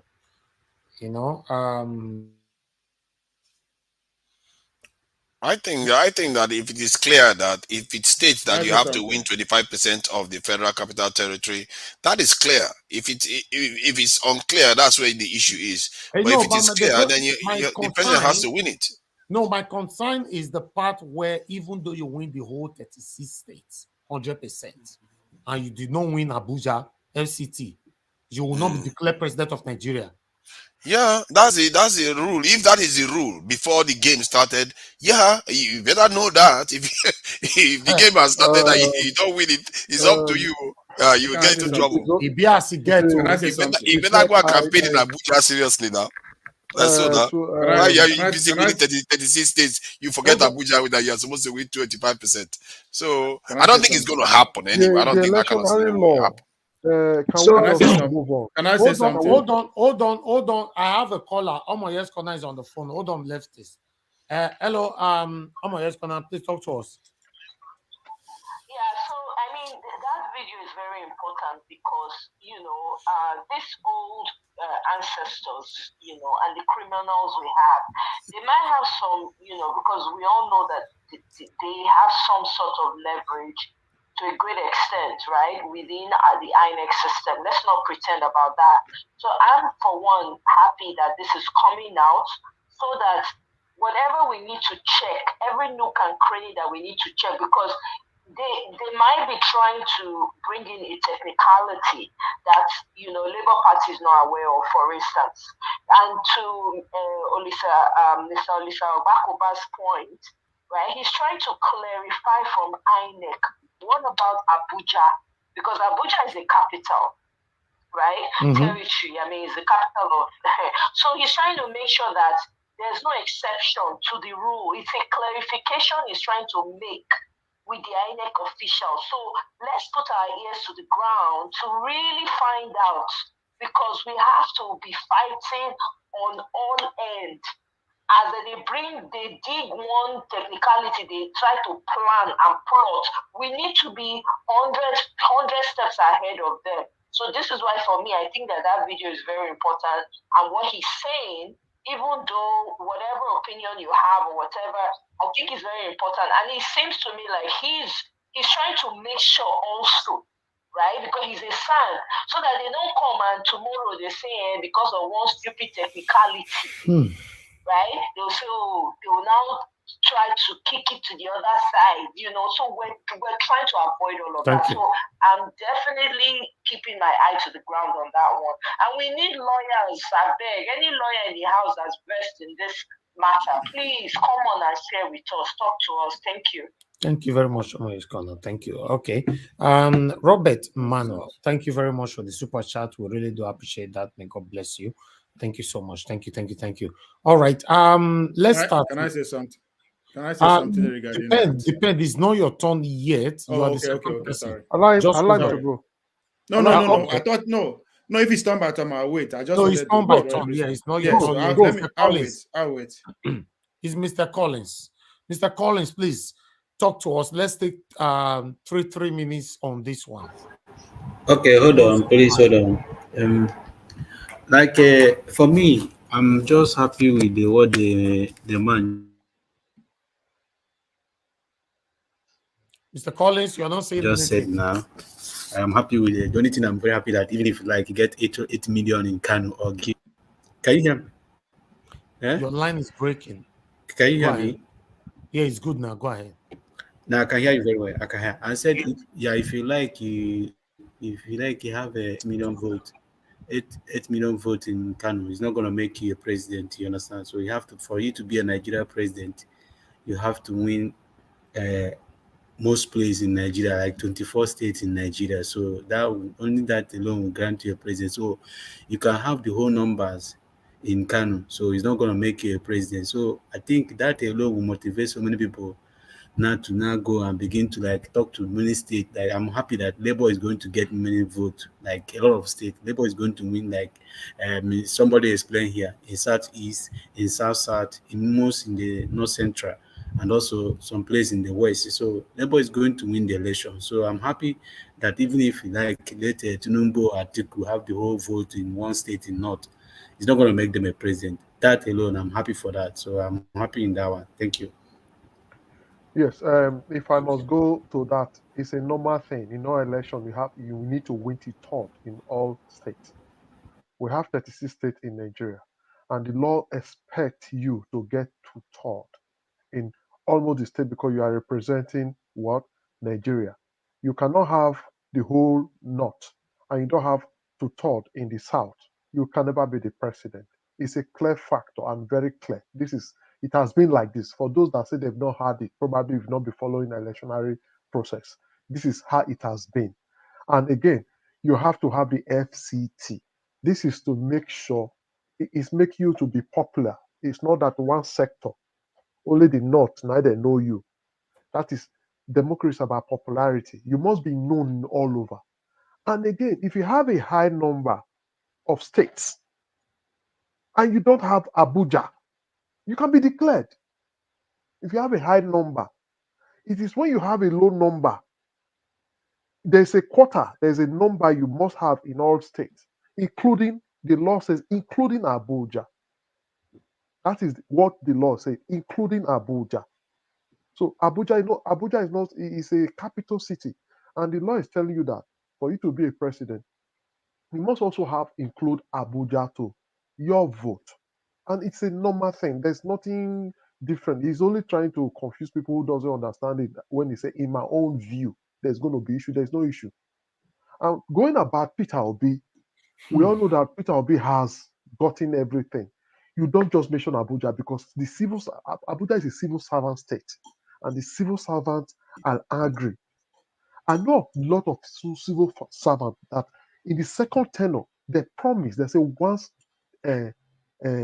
this president that we have now, because I don't want to even know if this is my president, gets second election, they will all run away. And I swear, everybody that told me that they are no more in Nigeria. Some are contractors, they've all left. Abuja, Peter Obi already has Abuja. Let us go there. All right. Let not be afraid. When he was talking, I was laughing because, are you talking of the North? We're going to share the North and we're going to have our percentage. Peter Obi already has it. No, just wanna calm down. All right. On a politics, you see, if this law stands, your principal now only can now go they run they fight with Melu for that side though, because you understand? That was Bros, I tell you, even in Kano, Obi go drag Kano with them. I tell you the truth. Obi go drag Kano. Remember, Obi Dati is not a pushover. He's a very responsible man in Kano. He owns a university, an educational institution. He owns an hospital. And he's very intelligent, and people love him. I just want you to know that if you think Kwakwasu, because he was this, only Dati will flush Kwakwasu. Leftist, just to add to what you said, and the school of Dati, a university, have parents who are voters. A union is a combination of many people who are voters. So have that in your mind. And the man has a good name. All right, I have a caller. Hold on, my people. Hello, caller. Good evening to you. Where are you calling from? Hello, sir. Please turn down your device. Turn where you are watching me from. Turn it down. What's Yeah, his good name? evening to you, sir. Where are you calling from? My name is Joseph. I'm calling from Turkey. Thank you very much, Mr. Joseph. Talk to us. Yeah, I greet everybody in the panel, most especially OCM. Despite I'm not supporting your presidential candidate, so many times I try to understand your analysis. Okay. Back to the main discussion about two-thirds majority. This is a standing law for a long time. I have been talking to people about it, so that I thank God they are making it clear now, so that people will not it will not lead to conflict, or maybe when the election result is out, people will say, "Oh no, they are trying to rig it, they are trying to do this, they are trying to do that." I think everybody needs to be sensitized about it. It's very important. Everybody knows this is what must be required, what you must get before you must be declared the president. That is a standing law. Nobody is trying to make it up. Okay. Yeah, that is just my contribution. Thank you, sir, for that enlightenment. Thank you very much. All right. Yeah. that law don't it be as it get to me not like that law. Now standing law, bros. It has been there. Law, but me, I don't like it. Yeah, I think it does make sense. Now, if the president is going to be in Aso Rock, he better make sure that the people around him, at least 25% voted for him. You can see why. If you don't get up to 25% of support, Mr. Tunanja, it's not your turn. No. They're always interjecting. It's not your turn. You take 20 minutes and then when your turn, you take another 3 minutes. I don't have a problem. Jesus Christ. I don't have a problem, but you always interject do. all You the take time more now. time than everyone. Do I? Okay. All right. Hold on, Mr. Tunanja. All right. Let's move on now to on politics. 3 minutes. Talk to us. Yeah, I think I understand where the son is coming from, Abakoba. The question is that is it winning 25% or winning over? I'm talking about Abuja now, because last election, 2019, PDP won FTC, right? I think I still have some figures in my front here. APC got 152,224 votes in FCC, while PDP get 259,997 votes. So PDP clearly won the FCT, but of course, is that 152,000 that the APC got? Obviously, it's going to be more than 25%. So, is it what it's referring to, or is it outright winner? So, I think that is what he's waiting for the INEC chairman to come and clarify. And I think, if I should guess what the INEC chairman is going to say, he's going to come and say, "Oh, this is how we'll be doing it. This is how it is." I don't think it's going to be that complicated that they have to go up to Supreme Court. That's what I'm seeing here. So other than that, we all know that yes, 24 over 25 states, another. But the second round, there's another cliche in that second round in terms of who make it to the second round. Obviously, the person with the highest number will declare as the first person. Then, because only 2 people will go to second round. Now, how do you determine the winner? How do you determine the second person that will join that first person in the second round? Is by who has the highest number of states we gather votes, not necessarily who get the highest number. I think that's where it was particularly by saying that nobody will come with 3 states or 5 states. You go say, "Oh, you represent everybody." Yes, the highest number go first. There's somebody who's going to fully have to have highest number of states. Like if Mr. A get a number of states for like maybe 7 states, 90 get your own number, then Mr. B can get like only 5 states. Even if that B will get 5 states, get higher number, the guy with the highest number of states will be moved to second round to contest with the guy we already did there. That's exactly what the man was trying to explain. That's what I got from it anyway. Thank you very much. Just to add to it, people are saying there's going to be a runoff. Me, I'm not seeing anything like runoff in this election. It's going to be a clear winning. I'm not seeing runoff. That's my take. it wasn't even your turn. On our politics, it's supposed to be Chooks. So, Mr. Chooks, talk to us. Oh, I'll wait for Chooks. After you finish, I'll not take. No, you don't already talk. You still say that they feature us here. You not doing See my hand, you know the shape. Like that. Yeah. Thank you, Mr. Leftist, once again. Yeah, I'm gonna say I agree with what they said. I think it's important that they make Nigerians aware, of what is going on within the election, so that we don't start to fight. Because you might be surprised that Obedient will, but anyway, Obedient will win Abuja, just like Mr. Leftist has explained. Imagine people win the 36 and tell us saying, no only Abuja make us not be president. We know we're not gonna do something. So yeah, the issue there is they have to make us aware too of the percentage you must have to get in Abuja. You don't have to really win Abuja, because I'm aware APC didn't win Abuja the last time. So they have to clarify us as well what percentage you need to get in Abuja for you to be considered. If you're not in the past, APC never win Abuja, and Buhari is still the president. You must get to third. You must not win the state. You must be able to get certain percentage in states. You must not win that state. All the states, or Abuja is. Yes. Even Abuja, you must get to third. If you don't win Abuja, you have to third. You are good. No, I think even if you have to third of the whole states, you still need Abuja. That's what they're saying. That is what I am saying. You need to third in Abuja. The electoral law says that you must have to third in almost all states. In almost all states, you must have to third. That is the percentage in electoral law. You must have to third in almost all states. What are you saying? That means you must not get below 25% in Abuja. Yes. Yeah, because if you say 2/3 of Abuja, that is 75%. Who does that? Not only Abuja. In all states, you must get 75% of the. You must to third. No, 25%. 25%.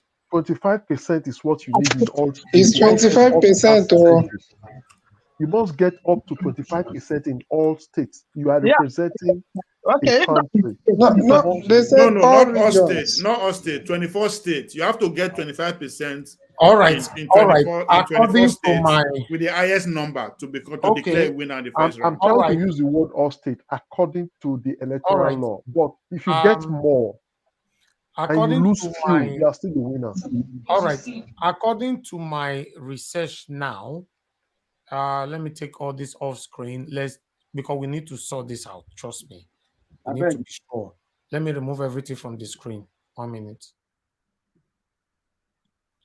I just want to put on the screen, although I'm going to read, but I want everybody to read together. I understand this. I don't know if you guys can see that. Can you? Yeah. I can't. Yes, tiny for me. we can Just see it. read it. It's better. Just read it out, please. Okay. All right. What we have here, Section 134 of the Constitution of the Federal Republic of Nigeria. A candidate for an election to the office of president shall be deemed to have been duly elected where there being only two candidates for the election. A, he has the majority of vote cast at the election, and he has not less than 1/4 of the votes cast at the election in each of at least 2/3 of all the states in the federation and the federal capital territory, Abuja. Then 2, a candidate for an election to the office of president shall be deemed to have been duly elected where there being more than 2 candidates for the election. A, he has the highest number of votes cast at the election, and he has not less than 1/4 of the vote cast at the election, each of at least 2/3 of all the states in the Federation and the Federal Capital Territory, Abuja. What are we not talking about?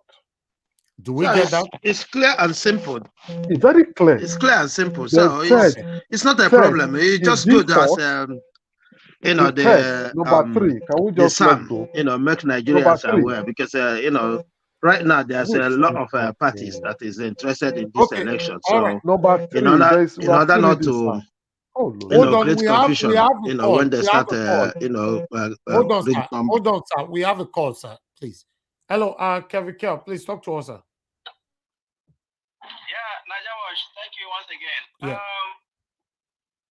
Concerning what the son, Risa Abokama, was saying, he is seeking for interpretation or INEX understanding on what that law says. You know, in law, there is something called the letter of the law, and so when the law says that, hello? We can't hear you, sir. Can you hear me? Okay, go ahead. When the law says that to be president of Nigeria, he must win 2/3 of the 36 states, including Abuja. So that word, including Abuja, what does it mean? Does it mean 36 plus Abuja, meaning 37 states, or he must win 24 states, 2/3 of 36 states, and must win 2/3 of votes cast in FCT?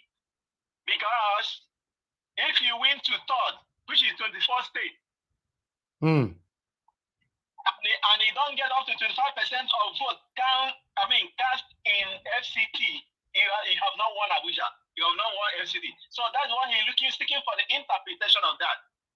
But for Obedient, we are on the good side, because there's no way Obedient will not win Abuja. Okay. So, but he is looking for interpretation, because this election, to him, he's seen it as a very tight election, and we have not seen this time before. Yes. So he doesn't want us to get there and they will not begin to use APC chief judge to determine what happened. Because the APC has the chief judge of the transaction. So they want to see the interpretation now before the game begins. All right. Thank you. Thank you very much, sir. Thank you for who just called us now? Kevin Kell. Okay, it's called the second time. Yes. All right. Mr. Elvis, yeah. 1 minute. I don't want to stay long. I just want to drop. No, but let me tell you, I'm still on. We have people waiting. I know that I'm leaving now. I'm going entering the meeting. Just give me 1 minute, please. Just 1 minute. Okay, say what you want to say. 10 seconds, then go ahead. Yes, 10 seconds. Now, P2B is going to clear Abuja. More than 75%. I live in Abuja. I know what is going on. I have parents and family, church members in Abuja. Don't worry about that. If Abuja is the problem, I like this man because he said he wants an interpretation of the law before the game starts, not after the game must have taken place. But if it's about whether P2B is going to win the Abuja, my brother, go and drink a cup of coffee. Thank you. Thank you. Thank you very much. All right. Let's move on quickly so that others can speak. Moderator, please talk to us. Yeah, thank you very much. Is go back to the what I was saying. Where is Festus Okoye?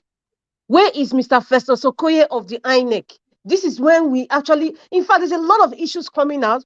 We're not hearing from the spokesman. Mr. Festus Okoye, where are you? Nigerians need answers. Where are you? And I think it's a very good question Mr. Olisa was bringing up, because in this case, I mean, we're looking at 3 parties, right? Political parties. And the Labour Party is the number 1 here. Unlike before, it was just 2. You know, we were forced to look at the 2 devils. Now, there's an angel that's coming in between the 2 devils. How is the Constitution going to interpret the way we vote? Regardless, I think everybody have basically explained everything. But it is good that, like, he wants the INEC to actually come out and tell us exactly in INEC terms what they understand about Section 134 of the Electoral Act. They need to come out and tell us. So whatever we see after, we say, okay, this is what you said prior to the election. Not after the election, you say something different. So it is a very good thing that he did. regardless of where he's wavering to. I feel he's Abakoba is part of the APC, but whatever it is, whatever he has brought out, it's very necessary. It's very necessary to our minds to open so we can actually understand the rules of engagement with this game, this political game. And Festus Okoye, where are you? Festus Okoye, please, we need you to come out and interpret it for us. I wish Shehu of the Channels TV, when they bring someone like Olisa Abakoba, sorry if I'm not pronouncing his name properly, they should also bring someone, an erudite man like Mr. Femi Falana, or this our father from Edo State. Exactly. They bring it out in simple English. They interpret it in simple English, or at least bring a lawyer who specializes in electoral law. So you see, our media is not even helping us, because when we are dealing with serious issues like this, you have to bring the two sides of the coin, not somebody that wants to be popular by alerting us of Section 134. Let it be balanced. Tomorrow you bring another person. Come on, let it be balanced. Bring Femi Falana. There's so many great lawyers that Nigeria know. Michael Zekome, Femi Falana. They will explain it in simple terms for us. Regardless, finally, even if there's a rerun. Even let's just say in another world, not in this present day world now. I know Peter Diroko is going to win Abuja. In another world, I'm assuming he didn't win Abuja. He got 2/3 of the votes in the entire country, but he didn't win Abuja. Guess what? In the rerun, what is the rule of the rerun? They're going to base it on numbers. So even if we have a rerun, he will still have the highest numbers. So Peter Diroko is our president, regardless. Thank you. All right, my people, thank you so much. It looks like we are understanding it even much better now. So, because I was really worried, trust me, I was worried, but it's a bit digested now. Okay, let's hear from Engineer Ken. Use your 3 minutes because we are rounding up now. Okay. Let's quickly move on to the next person. Mr. Shuk, don't talk to us now, right? Yeah, I'm here. Okay, Engineer Ken, please use your 3 minutes. Yeah, thank you so much. My 3 minutes should be this. Whatever they're saying Abuja, definitely Abuja is for the obedience. Me, my mind is not shaking. I'm not shaking at all, because I know what I got. What I got is Peter Obi. Peter Obi is a man that does not boast. We're watching Kwankwaso calling his degree, blah, blah, blah, blah. I've never heard of Peter Obi says that I have masters, I have PhD, I have this, I have that. No. He just kept quiet. He's just looking. That is a man that wants to work. The reason why we're seeing these politicians fighting, confessing, because they're all afraid, because they know what is coming. They know that revolution is coming. That revolution that we've been hearing, that is coming to Nigeria without no shooting of a bullet, is coming soon. And that soon is now, by Peter Obi. So right. Peter Obi, my 3 minutes is not up now. I'm looking at the time, Mr. Naija Watch. Yes, please. You have 10 seconds left. 10 seconds. Why you chew me out like this now all the time? I beg, go press with you. They press for that side, they back. So the truth is this, my brothers. We should just go relax. If you know how to drink your beer, drink your beer. If you know how to sip your wine, sip your wine. Just sip it and just be happy. Be thanking God because the judgment day has come. Thank you. So this man, all of them are going to go to jail. Thank you. Because Peter Obi is going to make our institution to work. All right. Yeah, so that Nigerians will have values in the world. Thank you, Mr. Naija Watch. I rest my case. Thank you, Engineer Ken. Thank you so much. Thank you. Okay. The next person right now would be Chu Niger. Chu Niger, please talk to us. 3 minutes. Okay, Chu Niger is not available right now. Let's quickly move on to Mr. ACBD. Please talk to us in 3 minutes. Hello. Okay. Hello. Go ahead. Yes, we can hear you. Go ahead, sir. 3 minutes. Yes.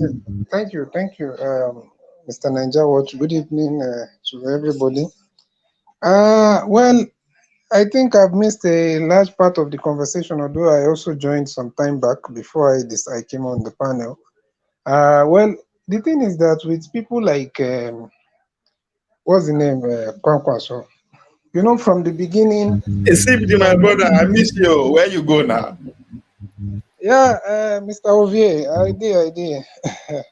You know, the only problem is that the kind of class. Yeah, can you hear me? We can hear you. This segment, we are not talking about Kwankwaso now. We are talking about the last video we just played. Did you watch it? The last video, kindly, if it's possible. Oh, please stay mute. Somebody should stay mute. Oh, please. Stay mute. I don't know who that person is. But yeah, okay. the last video, sir, the one about Yes, the one we played now, we're talking about the election figures by one lawyer. I don't know his name. I didn't follow his name. That you must win certain numbers, certain percentage in state, including Abuja, or you win certain numbers. Even if you don't win Abuja, you have to be the president, or we go to runner-up, because now usually we used to have just 2 parties. Now we have more than 2 parties. So I think. All right. They got it. Mr. CBD, 3 minutes, please. Okay. Let me finish, kindly. Well, the thing is, it's known you have to win, but I don't know about someone saying something about it's definitely not the whole states, but I think about 22 or 23 or 24 states thereabout. You have to get 25%. And I think at some point it just depends on getting 25% in the 6 geopolitical zones in the country. I think so also. So if it's Abuja, obviously it's a capital city, it's a diverse population. So there is no cause for alarm. There's a high chance that Peter Obi will even get above 50% there. Then I feel like it's doable and it's possible, and that is why you see these people coming up with all manner of propaganda through whatever means they can come up with, whether it's the media, whether it's the all these undercover politicians that are acting like so. Including the show already that some of us think that is are you not seeing what his news media is doing recently? All these propagandas by Sahara reporters showing things that are false, saying that somebody wearing Peter Obi's campaign shirt is being stopped. Meanwhile, it's clearly seen there that that person is not even wearing it's not even Peter Obi's campaign shirt. So. And recently, even today, I saw another one that they posted, all propaganda. So that's just what we are facing right now. But the thing is that Nigerians are wiser. People know what is going on. People are tired. So, this is just the last kicks of a dying horse. So they know that their time has come to an end. And they will do all manner that they can. But I really wish I could touch any of the things that was discussed, but no problem if you feel like I can't. So it's okay. No, we'll come back to you on that. Maybe you might be. I'll give you 2 minutes to talk on that. Let's finish with this. Mr. Alex, please use your 3 minutes. Yes, thank you, Mr. Najawash. Can you hear me? Yes. On the last video you showed, I will not want to give my humble logomaki with logo Apache. I don't want to be biased in my submission. I will want a constitutional lawyer. Maybe Mr. Kenneth Okonkwo can help us bisect and dissect or diffuse this permutation that we are all trying to, deduce to our viewers worldwide. So we will need a constitutional lawyer. Law has many branches. We have international lawyers, we have property lawyers, we have human rights lawyers, we have constitutional lawyers. So we need a constitutional lawyer with the imprimatur of the INEC body also to be on air, to educate Nigerians. They should not do election like a secret court. Nigerians need to be aware if the constitution has been amended, if we're still going with the net theory permutations or calculations. So we must not be in the circuitous, analysis of archaic politics of the 90s. So I'm sure a lot of amendment have been done in the Nigerian Constitution of 1999. Always they will say as amended. So we need a constitutional lawyer to tell us as a final authority, and INEC boss must do more job by sensitizing Nigerians just now with the rules of the game. Is the political arbitrary just now, or the political referee, so to say, so long as this political game is concerned between these three or between these presidential aspirants. I would say three because we have just three main runners. Kwankwaso for me does not exist because a man from Kanu has not solved the problem of the Aminu Kanu Kala Towers, of the Amajiris of the Northern Enclave. He has no right, although he wants to use his thing he wants to use his party for the level our coalition for the highest bidder. Like he said in Chatham House, he said, when I see a better candidate, I will step down. That is, in another word, when I see the highest bidder, somebody who gives me what I want. Anyways, away from that. So we will need the imprimatur of or the interpretation of a lawyer who is vast in constitutional law to tell us the final bus stop of these permutations. I agree with everybody, but I'm still in the state of Igidi Prigidi or Uga Moga or Electional Laborare Esorare. So Naija Wash, I will leave my logomaki here with that logo Apache. Thank you. Okay. Me no know say I think Abacha don't die. Oh, me no know say logo Apache is without being biased. Thank you. I beg lefties interpret what he alleged they talk for us. I beg. He's saying go leave loco Maggi. That is the Maggi Ebari. No, not be so. He said Abacha don't get localized. He said Abacha don't get localized. Ebari. Old Maggi, our parents put for soup. No, say go live for Naija Watch. Local Abacha just now. No, not be Abacha. He say that are the best Maggi. He say go just talk. He say go live for Naija Watch here. You know what confuse himself. How can unless we just come here begin local Abacha, local logo laba labolobo. La blue, la. You see, make I explain, and don't let me explain. Now, since Alex don't leave a very local Maggi for Naija Watch, we want to use this opportunity to present her to our person will be all our politics. All our politics, you are welcome. We don't give you local Maggi.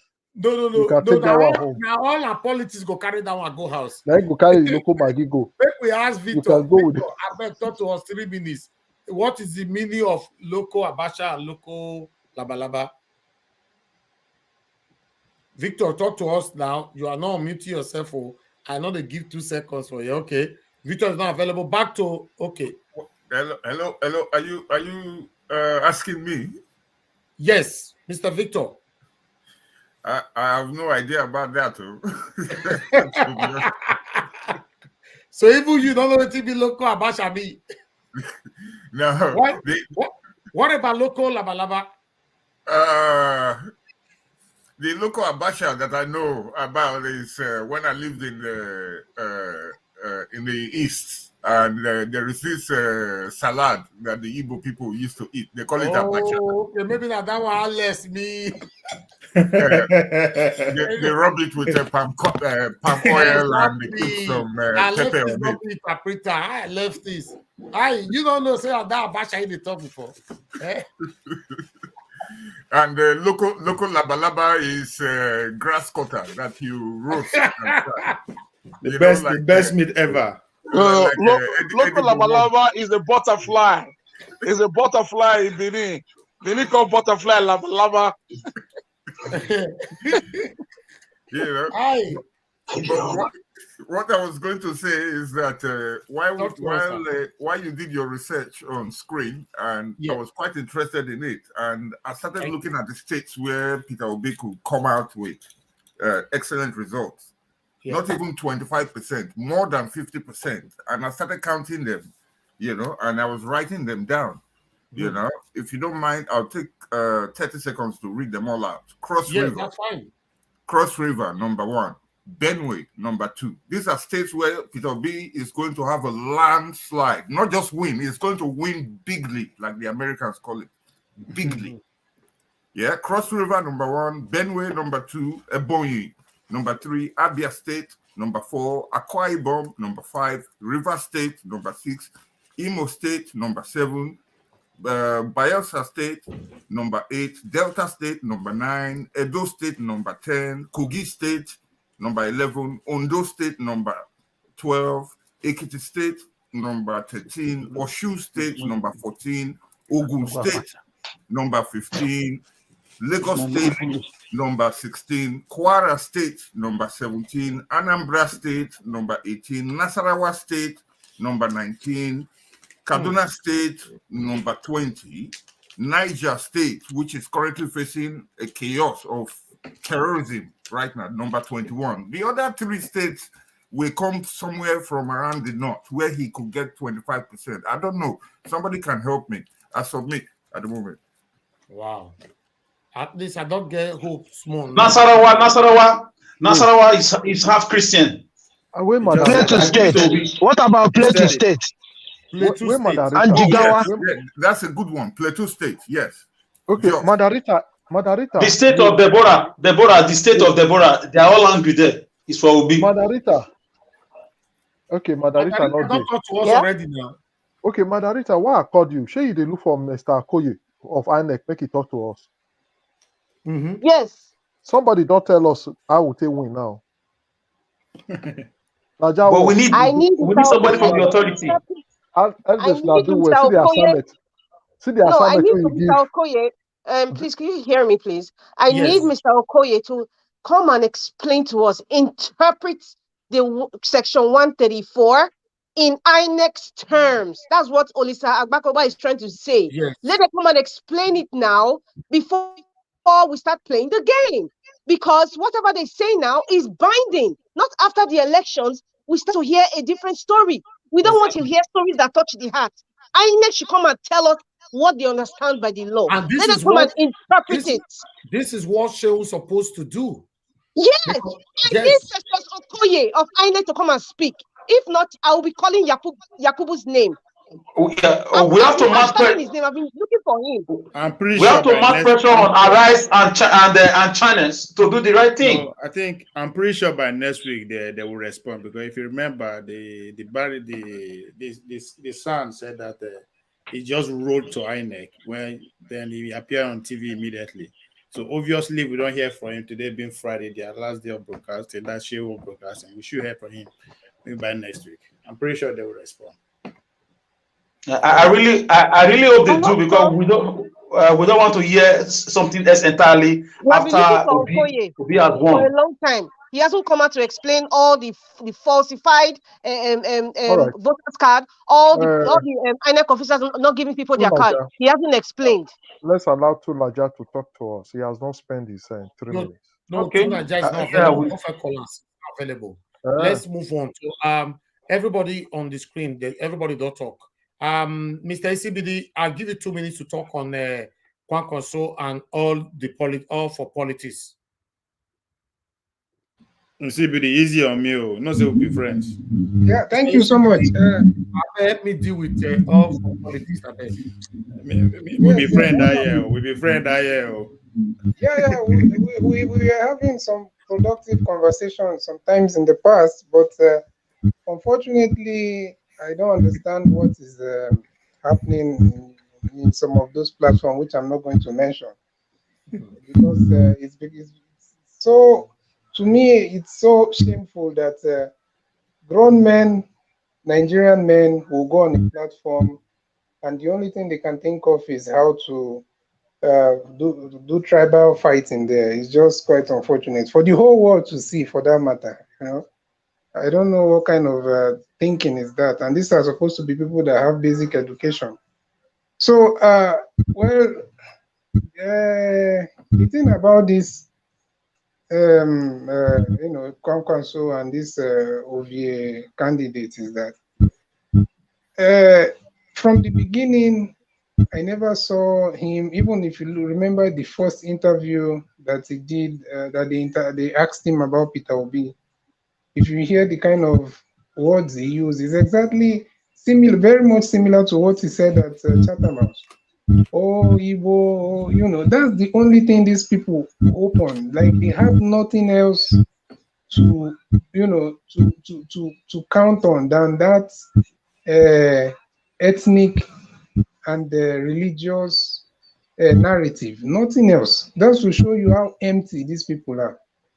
So the only thing, when you ask them about what can you do, or what about this one, the first thing they want to do is to bring in that ethnic and religious differences. It's just quite sad to see, and I'm just so disappointed that somebody like Ovie, that is supposed to know better, is there shouting, you know, whatever he's shouting.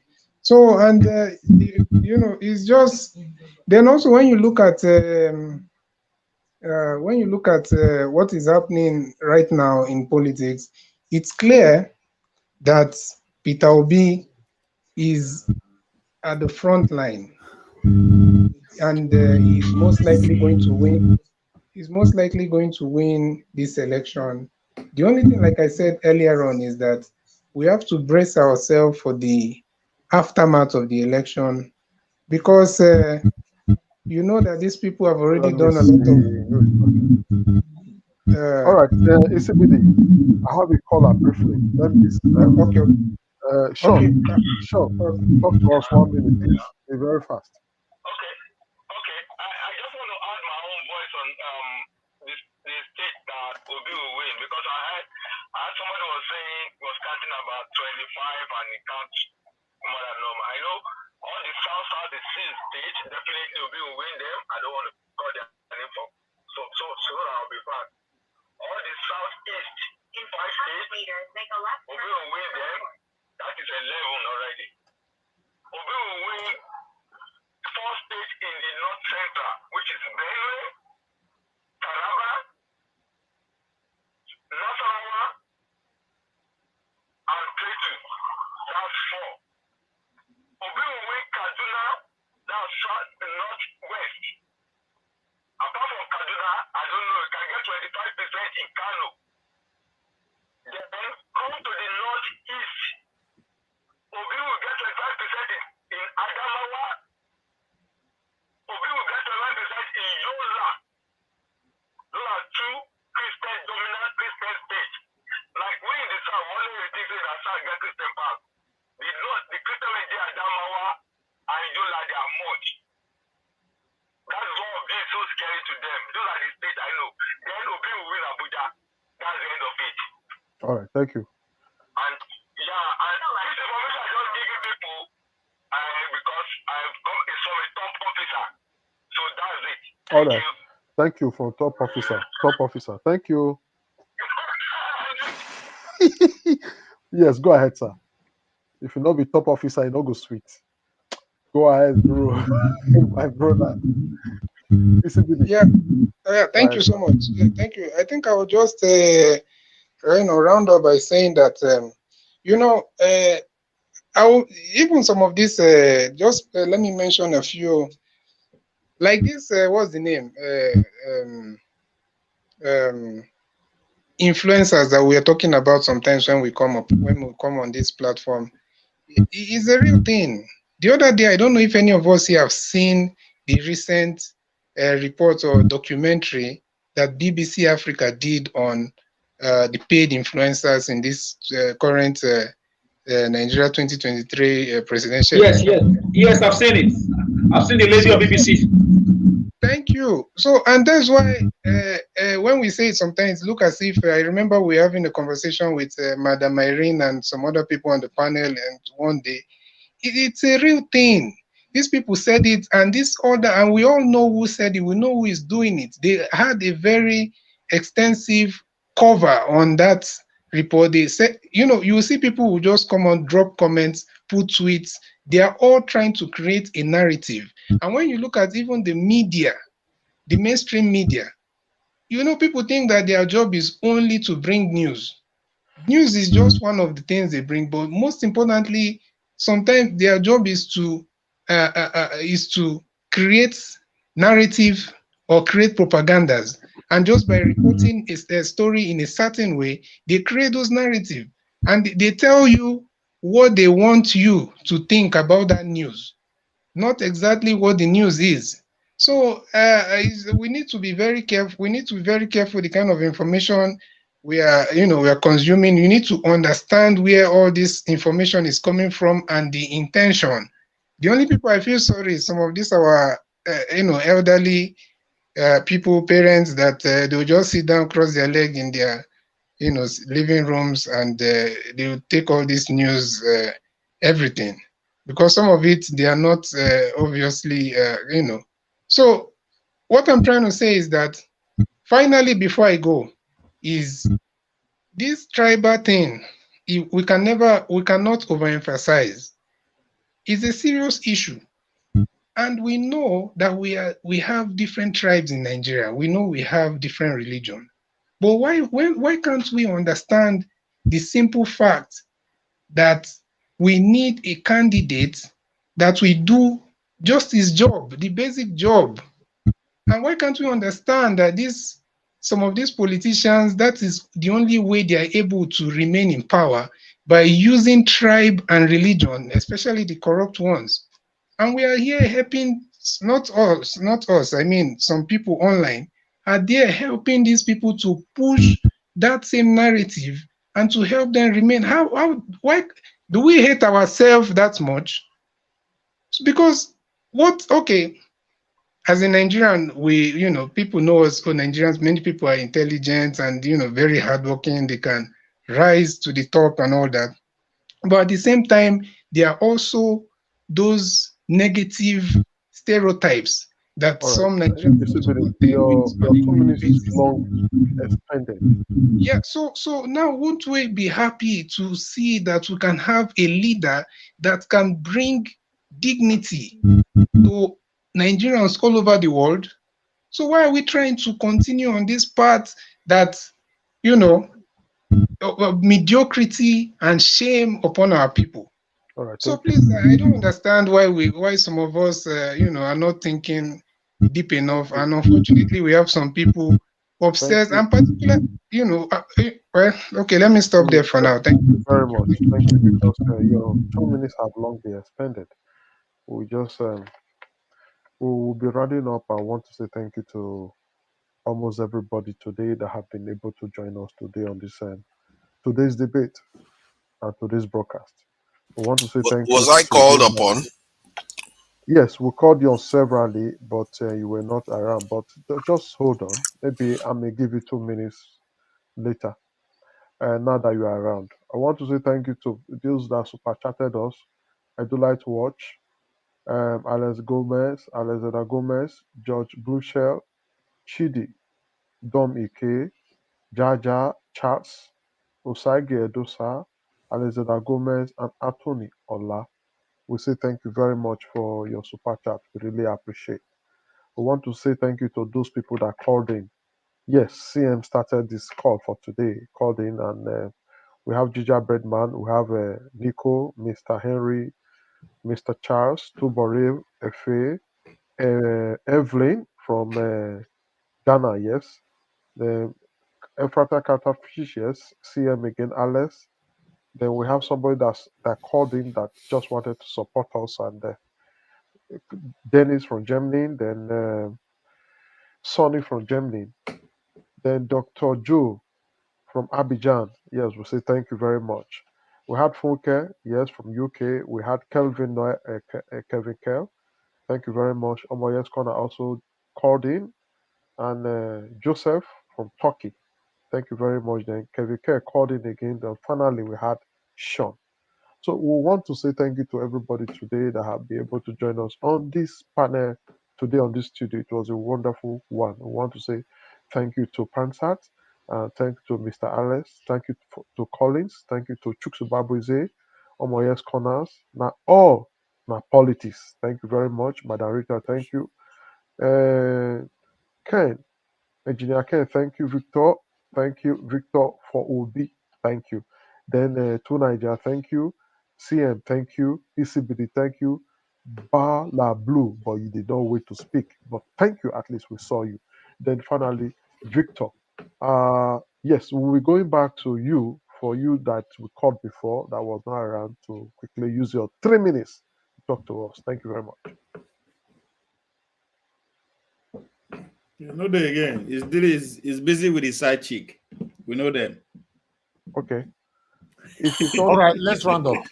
Yes. He's messing with his mute button. Okay, okay. You talk to us to Nigeria 2 minutes, please. We need to round up now. Okay, yeah.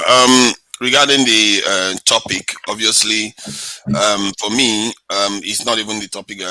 I'm focusing on the two major problems that has been plaguing the country, and which is security and transparency.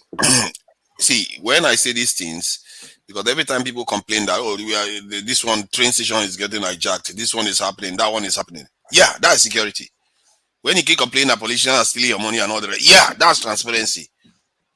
Many of all the things you are talking, mostly talking about, is down to many of these things. If you don't figure out the way to sort them out, you can complain as much as we like. It's not going to get us anywhere. The reason why many of us are talking about how Nigeria is very, very rich, we have money here, because you don't have transparency. You don't know. How do you know how much Nigeria has? How do you know how many things are being stolen? When I say that they should make government accounts public, people thought it was a joke. It needs to happen. Because Nigerians don't trust anybody right now.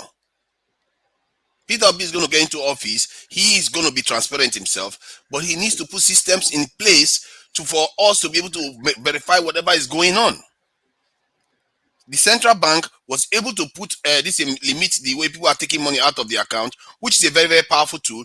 And if the central bank is able to rein in a lot of cash from the system, whereby people start using electronic transactions, that means that almost all transactions in the country can be tracked. You will find that corruption will reduce just because of that alone. It's like having CCTV camera for money. You can always go back and play it back again. But what I'm saying, that when I said that we need to see this in make government accounts public, is because we want to see it in real time. We don't want to wait after the offense has been committed, and then we have to rely on them to investigate. We need many eyes to investigate. When many eyes are watching something, chances of corruption to occur reduces, because it takes you have to have a lot of people agree to that corruption. Exactly, my brother. I agree with you. We need to start doing that. The accounts, all government accounts, all their activities electronically can be monitored by EFCC, police headquarters, military headquarters, all of them. Just spread it all over the place.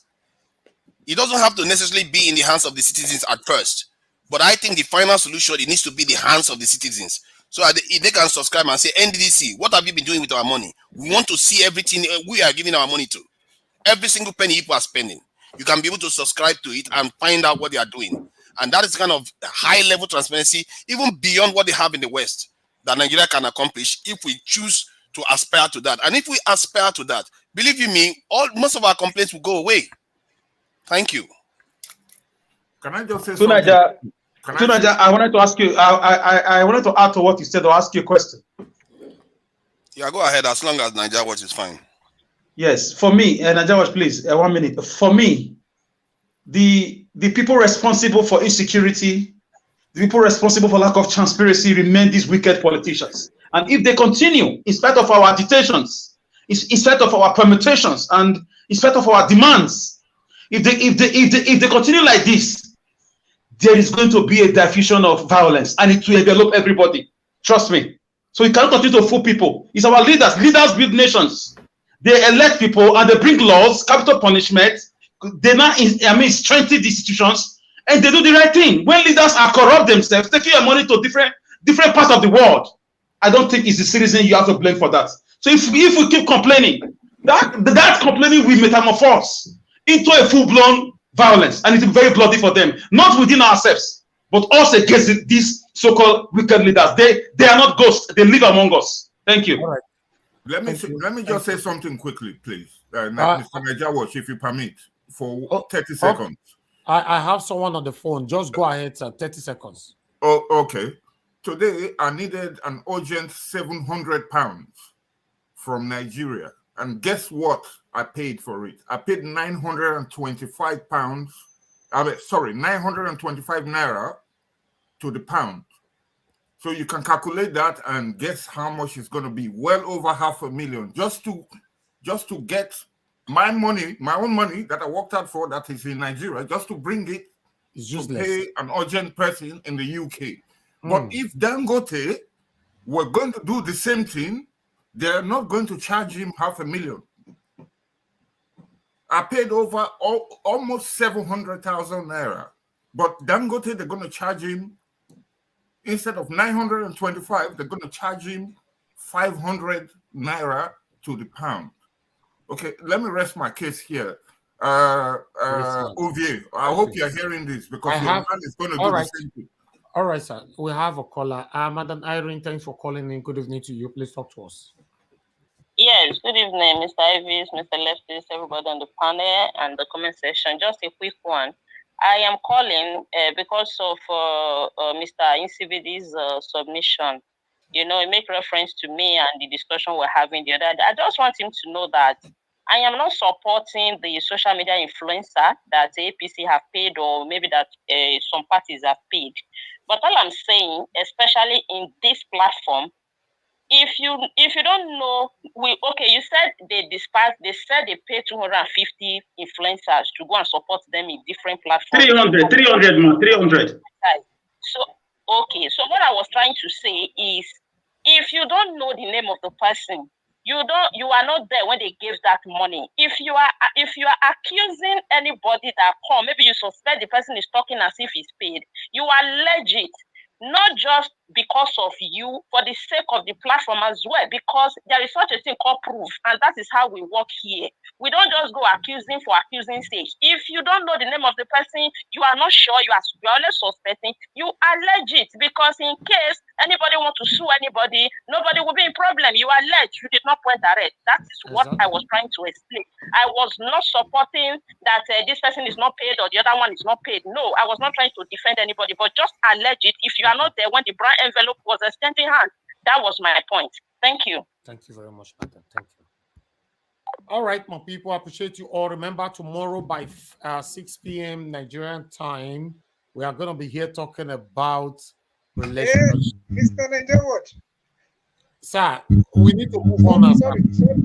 I was trying to run up. I wish Madam Irene. You have 10 seconds, sir. We need to okay. Thank you. I'm not accusing her of anything. I'm only saying that, I'm only trying to make us understand, for those that don't understand till now, by now, that it is a real thing. When we are saying it, some people were feeling when you don't have simple things, I don't need to argue about it. When you don't have the fact, if you cannot provide us the fact here, you say allegedly. I never accuse any single person, please. And if anybody is saying that I accuse someone, it's not about accuse. This is a simple of learning. If next time, just use the word allegedly. Allegedly, yeah. Yes, just say they allegedly. Allegedly is when I'm referring to a single person. I'm only talking about. I can't allege something that. No, but you mentioned somebody's name who paid them, isn't it? I didn't mention his name. I said that right? If I say I think, it's also the same thing, like saying I allegedly. You can't think. No, you can't use the word I think. It's allegedly, sir. If I say in my opinion somebody looks like, that is also alleging. I'm not directly accusing that person that he's paid. Yeah, but you are putting the platform on on a full blast when you are saying that you think you All are right, there, let's whatever. move on. Let's The move platform. on. Thank you very much. Thank you. The point is just for people to know that it's a real thing. That's all. I'm not trying to, And yes, that's fine. That's fine. We cannot really stretch this. Thank you so much. The video you are talking about was done by BBC. Though I've not seen it, I think I'm going to search for it. That open up such social media influencer, and definitely we all know the people that are going to do such thing because Peter Obi does not give shishi, cannot even go and pay social media influencer. So I don't even need to allege. If you not be PDP, go be APC. Finish. You not going to expect Sowore to do such thing. I don't think Kwakwasu will do such thing. You not get that kind of money. So is this two party? Thank you. But you cannot say that left. You have to stick with alleged. She say alleged. You can't say that.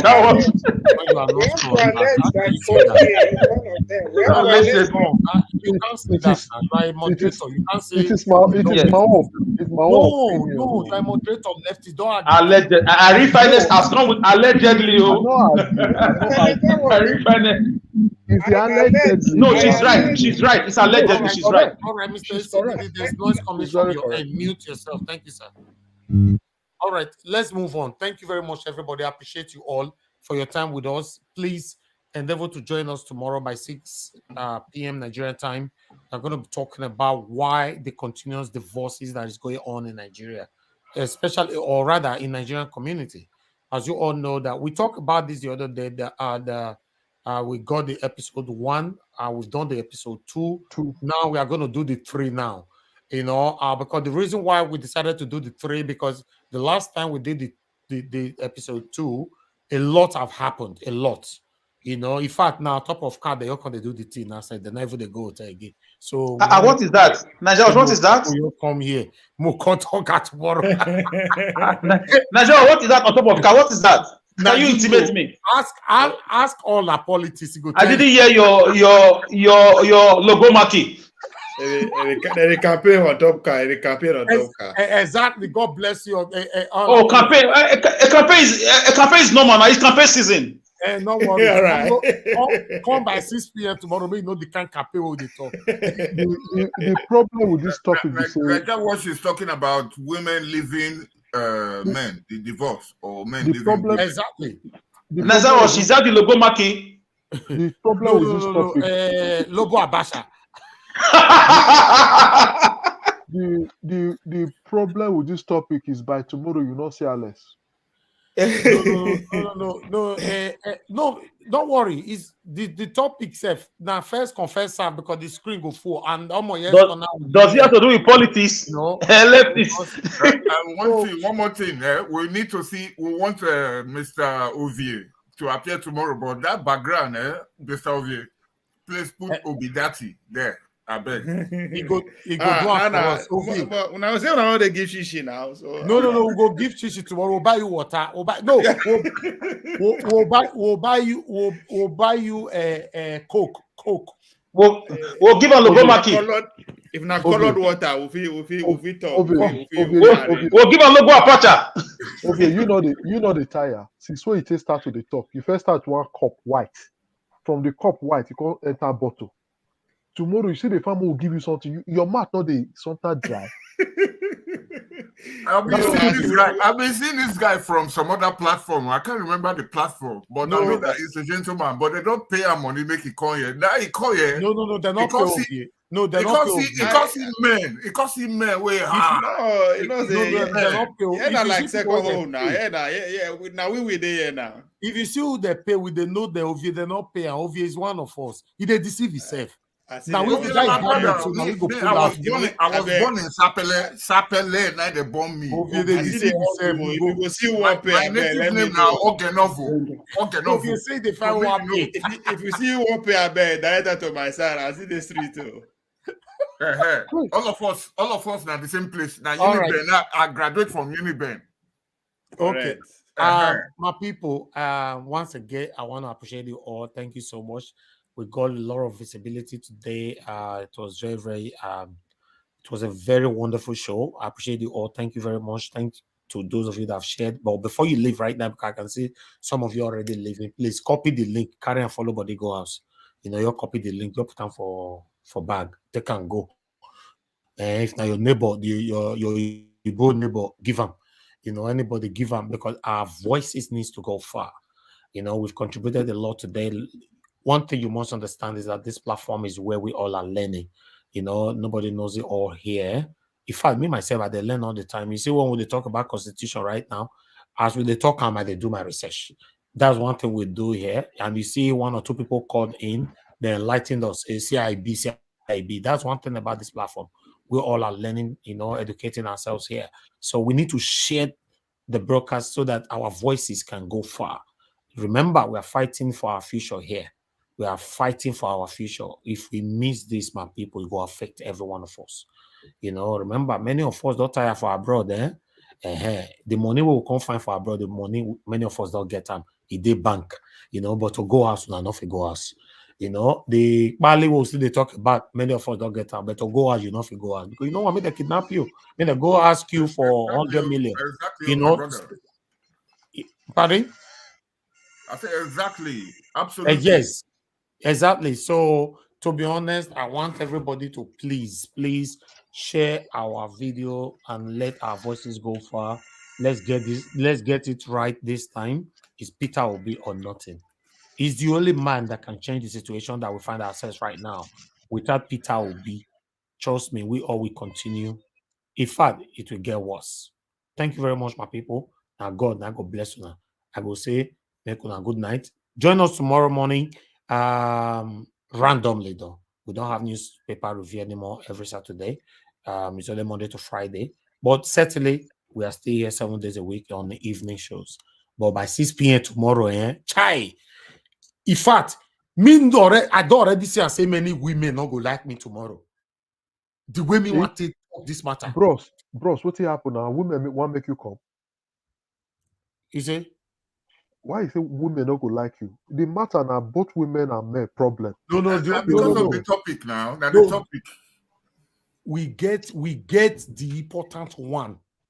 The important one we want break tomorrow, yes, corner. Madam Irene. Mr. Alex. Mr. Alex. No, Mr. Alex. I'm talking about the women who go fight me tomorrow. Okay. You not be Olobo Mark or Olobo Mr. Elvis, I don't go tell you tomorrow. That was loud. You are saying what you don't know. Tomorrow on my media. Tomorrow I go just laugh so laugh. Me will never marry. I don't go put matter on women matter too much. I go talk my Pekin, my children. One is 15 years old. The girl, 15 years old. And the boy is 13 years old. Their mama now Oyibo, English, white woman. You don't divorce you. When I call in tomorrow, if I'm hopefully no, just join us tomorrow. Never spill them out. Never talk everything. Never talk everything. I will share my story tomorrow. Allow him to express his logo apache now. No, not be here. Tomorrow, not be here. For tomorrow, let's leave that. It's for tomorrow, sir. Oh, we'll not be here. Alice, you don't want sleep. You don't want sleep. All now politics. Thank you very much, my brother, for coming in. I really do appreciate you. It shows. In fact, I respect more of your humility. No matter the attack you get today, you were still smiling, saying that we all are one. I like that. But if you come next time, as they talk on just now, I know go now because it's your first time. I make me let that red cap there. If you come next time, you could change that your background because we now forbidden fruit for this platform. You know. So, but we want to see you, but we don't want to see that. Only the background, because people begin call. Yes, so that one might put have trouble. You get many people who come who are not agree put. You get people who are not agree put for line who call me now say we just allow and debate. We want to make other people come. They say no, that background they make some people no want to listen to us. Now, so me they don't worry. So this background. If they call me not carry phone. No, me no saying why you scatter table. Okay. Don't worry. So that background annoys so many people. Many people don't want to see any other people. Because they don't agree, they too love Peter. Like you now, you don't already show say that money they look for. Probably you don't they collect the money. So people they collect the money, now they carry this kind of thing. Well, we know they collect, we know they like her. No, we are on the same side with that. So since I know they collect money, next time I will put our president there. That's Buhari. This is our president. Over for a year. You know, see humility. That's what life is all about. You know, see the way our principal handle H-Ho yesterday. Not be everybody will get that ability to handle that woman like that. The way she takes that, you're the point hand for our principal head like this. You know, I can't bounce. Not be smart, you know, but nevertheless, you know, that's something we not gifts. All na politics, don't worry, you are one of us. That garment of Kwankwo, so we forbid it in your life in Jesus' name. Amen. You are delivered. You are delivered. You are delivered. Be loose now. Upward. We bad and lose that red. Be loose, my brother. Your head. Lose. That calendar, fall there from him. Fire. He buy here, they receive the prayer. No, sir. Good night, my people. Good night. I know they do competition with anybody. If I offend you, forgive me. Show me love. Go to biza. Kama bara walo ninu ife kan akanbi. I know they do competition with anybody. If I offend you, forgive me. Show me love. I go show you love. Kama bara walo ninu ife kan. But I know they do competition with anybody.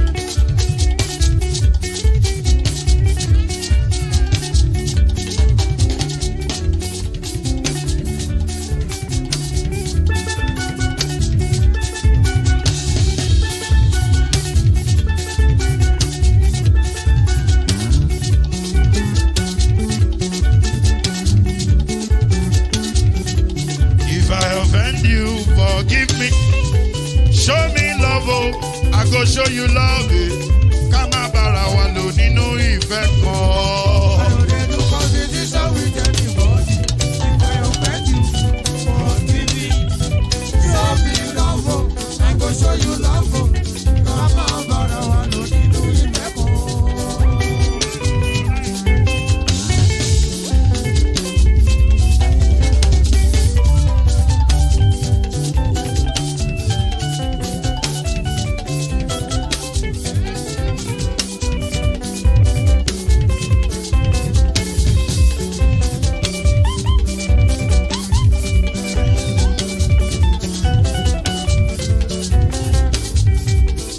No, they do competition with anybody. If I offend you, forgive me. Tó bá ti sanwó fún Ṣẹ́gun nàbí o. Ẹ fẹ́ jókù. Alákọ̀bí. Ṣẹ́gun nàbí. Alákọ̀bí. Sábà mẹ́la. Anybody? Any bobo. Anybody? Mo ló ń fọlú, ó gbà mí bó ṣe rí mi láti kíníṣí. Délé mo ló ń fọlú, ẹ jẹ́ ń sọ̀rọ̀. Délé ó dé.